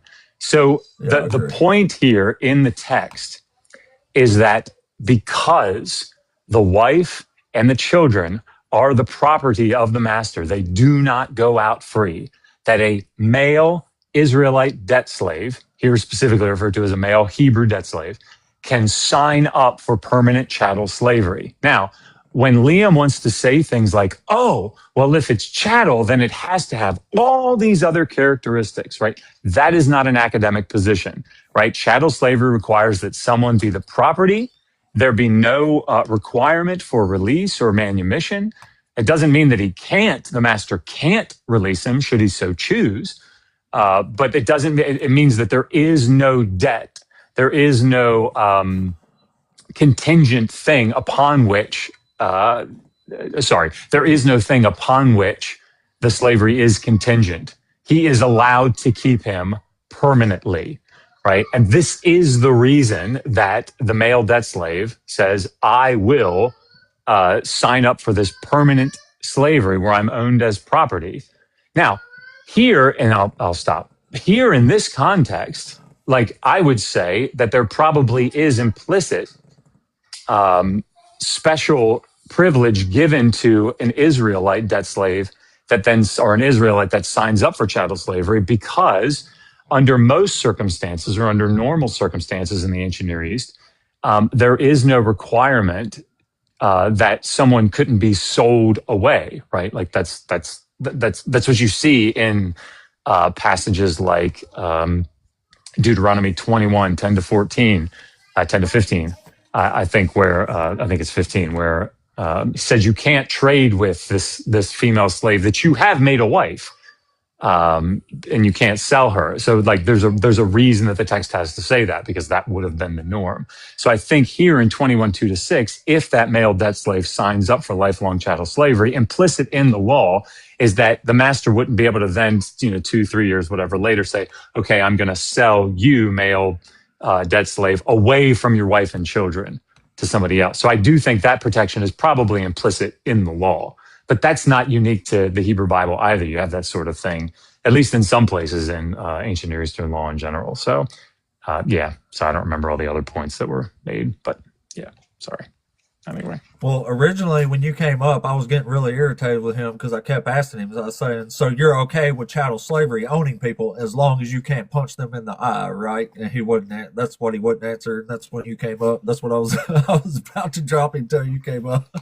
It's so strange. Like, first of all, the law in 21, 26, and 27, like people just, I think, fundamentally you can come back up, misunderstand. Liam. We just needed a second to talk, but you can come back up if you want.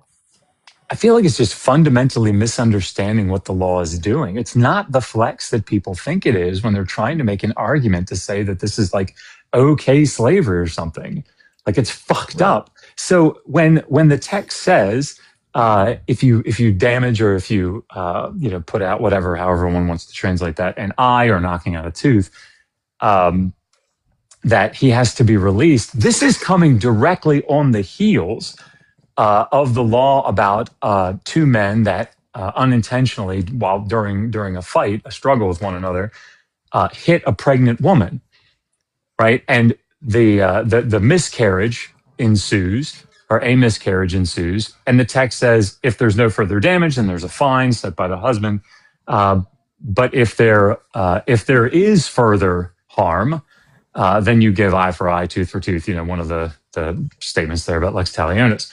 Immediately on the heels of that, you have this law in 26 and 27. If you do this to an eye of a slave, and the reader, if you just read those verses together, what you would expect to see, if in fact the slave were on the same level as a free person, you would expect the law to say, and if you put out the eye or damage the eye, destroy the eye, whatever, of a male or female slave, then the master's eye, like the slave has a right to the master's eye. But that's not what you see. You don't see lex talionis granted to the slave. Instead, it's a release of their debt. It's just not the flex that people think it is. Yeah. So one thing I want to address, I did actually answer your question when you were asking me earlier about how did I forget? It was just on the tip of my tongue. You mean my question? I did answer your question. Yeah, your question earlier, I did answer. I don't remember you answering it. If you did. I said that I am okay with this specifically because your question wasn't. Oh, okay. So you are okay with owning people as property? No, once again, you're being disingenuous. Yeah. That's the question I asked you. You just said yes. I said I do not agree with this. This is what I agree with because your question was disingenuous, and then I explained what I agreed with. Yeah, your question. You're justifying owning It's people's like property because there's laws against it. no, and incorrect, Mistreatment, right? incorrect. No. Okay, then what have you been arguing this entire time? What I was arguing with Pastor Joshua, sorry, with what's his name? Joshua Bowen. What I was arguing, Dr. Joshua. yeah, my pastor is actually named Pastor Joshua, so it kind of came off the top muscle memory. What I was arguing with him is where in the text specifically does it say that the wife or children are permanently enslaved with no possibility of release? There's not a single verse in the Bible that says that, right? That is what you were conflating and implying, which I was also saying was a lie, because the text does not say that. Well, it's Sorry, not so allowed. Liam, that's called an exact word fallacy. Yeah, it's not an exact word fallacy. Like if I was It to is. say word it, no, it's Yeah, not. what does the text mean? Right? That's the question that you need to ask. Why is it that a man would sign up for lifelong chattel slavery if his wife and children were going to be released? So that's the conflation. That's a conflation, right? What you're doing is No, you're it's taking not. what It's you're simple doing. logic. Do you understand consent? Like, can you, and also like interrupting, just let me speak. Boy. Like, holy cow. If a man literally decides, like in ancient Greece, for example, to stay with the family for the rest of his life, right? Because the master has literally treated him so well, and you have been put well off by that family. So the family not only has treated you extremely well, but they also gave you so much that you're now well off, probably as good as the family or a little bit less, right? Then you can choose if you want to stay with the family forever. Saying that scenario and taking one word from that verse and saying, hey, this word says forever here, so this word over here, this can also be forever, is completely disingenuous. It says for life. It is completely disingenuous. I just explained it. The other thing I wanted to say, which is still the same point, by the way, is when you're reading forever into the text, which is what you're doing by conflating those two verses. Same point, by the way. I'm not running like we did from the original topic. I'm not running like we did, right? It says in Deuteronomy 23, when a slave comes and he dwells with you, you shouldn't oppress him. Keep him away from the master who was what kind of slave is that, Liam? A slave who was being abused by his master under the law that God gave to all slaves. Now you are reading into the text. Show me. No, I want you to answer that part. I want you to defend that part. Read where it says. Read where it says that it's because he was abused. That's what you just said. So go ahead. Yeah. Read it to me. You shall not give up to his master a slave who has escaped his master to you. He shall dwell with you. You shall not oppress him. Yep. So you want to read it again? Yeah. Okay. No, I did read it in text. You're absolutely right. Okay. My apologies. No, you're good. It's what we would expect it to say. That's what we would expect. So I'm not faulting you. I just read the verses and the dictionary definitions of things, and you guys have a big problem with that. Because for something to be something else, right, it has to apply to certain key terms in order for it to have that definition. You don't even understand what you're saying here. I do understand what I'm saying. You're reading the definition of chattel slavery with a bunch of stuff, and then you're saying if I use this definition, then there wasn't even chattel slavery in the antebellum South. That's incorrect, because according to your antebellum South, right, it was chattel slavery. So, Liam, Deuteronomy 23, 15 to 16, or 16 to 17 in the Hebrew, whatever, is talking about, like, the vast majority of subject matter experts that work in this field agree that this is about foreign slaves that are escaping from surrounding nations into Israel. I don't know that it is. It really is. That's not for your position, it's not. Not for the specific topic that we're arguing, but when it came to the topic that me and the host were arguing before he called you in for backup, right? It does. Well, he didn't call me in for backup. I requested up. Okay. Well, regardless of what happened, it would actually go with my argument, because I wanted to move on to Jubilee, and after the 7 years of servitude to the person, that you are to let your slave free. But Jubilee is 50 years. Jubilee is 50 years, and there's also the 7 years that you serve a master before they let you go. Yeah, it was 6 years. It's 6 years that they serve. Only for male Hebrew slaves. 6, 7. Okay, great. Yeah, but dude, don't do that. My 8-year-old will hear you, and then it'll all start up again. Oh no, I'm so sorry. Also, I just wanted to say I do apologize for getting heated earlier. I really do. Oh, me too. Me too. Sorry, Liam. And look, let me say one thing. No problem. I need to be really clear, and I got a little sensitive when you said saying the quiet thing out loud, because I'm in the United States. I don't know where you're at.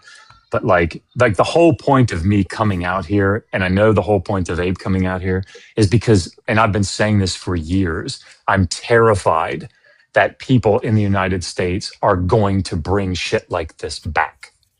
Right? You have the Doug Wilsons of the world out there going on Tucker Carlson and saying slavery's not that bad. We just have to do it right. This is what terrifies me. And people are becoming so comfortable in the United States now saying all the racist, bigoted, Oh yeah, the homophobic, shit anti-Semitic, out loud. homophobic, anti-Semitic. Yeah, Yeah, it's like just what it's like. It's totally cool to say it now, and like that. So when I heard you say, "I'm saying the quiet thing out loud," that's what came into my head, which is why I responded so sharply. I'm thinking about it. That's probably No, not what you meant. I understand. I understand that part of your heart, and I think that's beautiful that you have that heart for our country and for people. 100%. I appreciate that. I don't ever want anybody ever to think that we're doing this for any other reason than to try to keep people from being oppressed. Like that's the whole I think point. that's what you're doing it for. I do think that there are some people who come on TikTok though just to argue because it feels good, and they kind Sure. of just Yeah. Christianity as well. Yeah, I'm sure Your that's true. heart, sir, is very nice, and I'm very happy that you study the Bible and the Word and all that other stuff. It's very very noble. I appreciate that, man. And I appreciate that we can kind of bring this down. Actually, I'm going to drop because I'm afraid that also, the kids are going to go nuts yes, soon. no problem. And also, I really appreciate your viewpoints. I don't know everything on this subject, and I did use the Google ORA review, but I only used it one time. I promise you, I only used it one time. No, it's good, man. Everything else that I've been arguing this entire time that has not only come from listening to debates from scholars like yourself with other scholars of the Bible, like Frank Turek, like you mentioned, but it also came from my basic understanding, by the way, of what the Bible and what I've seen and heard in the scriptures, and also what the pastor is telling me. So I really appreciate you for the conversation. Thank you very much for coming up. And once again, God bless you and your family. It's a beautiful time. I appreciate that, man. I tried to follow you. I'm hitting a little plus sign. I think no problem. did it. Okay. So yeah, I'll love to talk again. All right. Sounds good. Hey, Abe, thanks for letting me up. Liam, appreciate the conversation, man. No problem. And I'll also go, Abe, you can have other people here. To the people in the chat, I think you guys are being disingenuous. Not all of you, but a lot of you are. Stop cursing at me and saying do better. Because if I ask you to cursing at me too, I'm used to that. Yeah, they're very silly. You guys are very silly in the chat. All right. If you weren't so silly, you would come up here and you would debate people too, but you didn't. Yeah. But God bless you guys. Could you just state for the record, just so everybody knows, owning people as property is never okay, even if it's regulated? Owning people as property is never okay. Yeah, it's not. Okay. There you go. So you heard it here. He said he finally admitted the Bible's bad. So thank you. Definitely didn't. God was putting laws and you did. No. It literally says you can own people as property. We've read it. Wow, this entire debate, you didn't hear anything I said. You're saying I'm disingenuous now when I literally just read a verse that says they will be your property? Yeah, owning people as property is never okay. Yeah. They may be your property. I guess you're right. I guess you're right then. If you get me on the technicality, you're right. All right. Without context, there you go. Without Thank context, you. Without surrounding verses. So I wasn't being disingenuous. I was just reading what the book says. Very technical. You are so right, sir. I give you that. You're right. Thank you. Appreciate you. All right. You have a good one. You too, Christ is still Lord. Yeah, okay. And slaves are still slaves. Whether you can punch them in the eye or not. It's so weird. It's so crazy that he says I'm being disingenuous. I read 5 words and he goes, "Oh yeah, my bad, you're being technical." Like, what? Man, come on, man. This is But guys, y'all heard him there. That was the brilliant Dr. Joshua Bowen. And I myself have been learning Hebrew from Dr. Joshua Bowen with his new book, Learn Ancient Hebrew. And it's pretty amazing because yesterday I finally moved on to chapter 2. And after just learning one chapter, I literally was reading Hebrew, like, on chapter 2. It was fucking crazy, like, because this word pops up right, well, I don't know if you can see it on this camera. But anyway, he gives you this word here in Hebrew. And before I moved on, I sat there and read that word in my head. Y'all can't see that. Anyway, there's a little word there in Hebrew, right? So I read that in my head, and I got like pretty much dead on to what it says the word actually is later on when you add in the stuff. But like, this is pretty fucking amazing. And honestly, it's not even that hard. Like, I'm a fucking idiot. And if I can learn this stuff that quick, I think anybody can. But anyway, you can get Dr. Joshua's new book and support him and his awesomeness and his brilliance. You can support him and his family. Y'all heard those sweet little children there, by purchasing his book. But even if you don't want to learn Hebrew, he has amazing other books. He literally wrote an entire book on slavery, what we were talking about here today. So that's Slavery in the Hebrew Bible by Dr. Joshua Bowen. It's amazing. But you can get all these on Amazon, I believe. And that's pretty awesome. Also, don't forget, I have a YouTube channel. I put these replays on here every day. It's Apostate Ape also, where you can check these out, re-listen to them. Liam, if you're still there, you can rip the whatever you call it, the download or replay or whatever from the YouTube channel there if you like, and use it for whatever you use it for. And oh yeah, October 23rd, 24th, and 25th, it's going down. The Rocket City Reason Conference is going to happen here in Huntsville, Alabama, and it's going to be fucking awesome. There's going to be some of the biggest names and atheist debaters, YouTubers, TikTokers there. Like Thinker's going to be there, the Godless Engineer, Forrest Valkai, Gutsy Gibbon, Seth Andrews is going, Black Atheist Rants. Like, it's going to be fucking sick, y'all. There's going to be a whole bunch of cool people there. Whole bunch of cool people. I think Mama Bash is going, Pink Beard. I mean, it's going to be off the chain. I'm talking to you and Brett. Huh? Oh, I guess I didn't pay attention as much as I should have there. Answer you inbred. What does inbred mean? Let's see. Dang. Kind of want to keep going. There's damn, we got 7 people in the, well, one of them's a friendly. I see there was a dog. Well, 2 of them are, shit. But I'm afraid I'm gonna have to, damn it. Can't never decide if I got a few more minutes or sucks. I always have to leave when there's actually a bunch of people here. Oh, okay, I got you. Yeah, come on up, Godwin. Let's hear Godwin out real quick. Godwin, come and say cool things, and then I'll jump off. Hey, What's up? how's it going? Nice to meet you. I love your stuff. Hey, thank you, buddy. It's good to meet you too. I had one thing to say about that conversation with Bowen and that caller. The caller ended with, it's great that you read the Bible. It gives you, what was the word he used now? I can't think. I'm all stage fright. But nobility. It's a noble thing. And I just want to state, no, Josh Bowen gets his nobility in spite of that book. Just want to say. That's his whole point, is we're up here preaching against the book. Yeah. You know, and there's nothing. Yeah. That's all, buddy. I didn't want to take up your show. You got all these. You should get them in there if you have time. Well, I kind of got I mean, it's one of those situations where I got a few minutes, but it's really almost not very worth it, I guess, if we don't have long enough to go into something, because then I just end up making myself late. I hear you, man. Hey, I like your approach. It's similar to the things I think. That tends to be what you like, right? People who say what you wish they would say. So right, it's great. It's great, and you're doing really well. I've just started doing this myself. I'm just brand new, and I can't spend a lot of time doing it, but I do love doing it. Right. Well, this is my 79th day in a row now. I guess tomorrow will be 80. I'll keep supporting you, man. And I wish I could come down to the Rocket City thing, but I'm way up here in Boston, so. Oh shit! Well, you could bring a helicopter or something down here. Yeah, I could do it. I might make you, honey. Guess where we're going in October? We're gonna make a big thing down there and just have another. Right, yeah. Ulterior motive. We'll fire up the lives down yonder. Sounds good. Hey, good talking to you, man. Have a good one. Yeah, back at you, buddy. Thanks for coming up, man. It's good to meet you. You too. And if you're still in the queue, I would love to talk to you, including the guy calling me inbred. That would be really fun, because that's pretty funny sometimes. I am from Alabama, so the joke's there, that's for sure.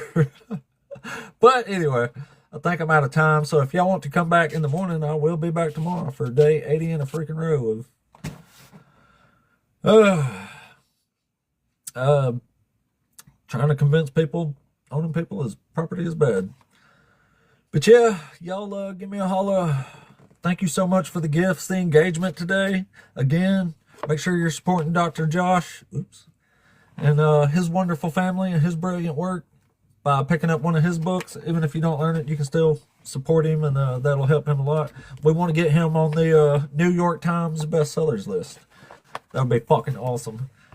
But anyway, guys, I got to go to work for today, but I will be back tomorrow. What did we do today? Shit, it was a 3-hour stream today. That's pretty good. We'll be back tomorrow, too. Faux show. Doing the thing again tomorrow.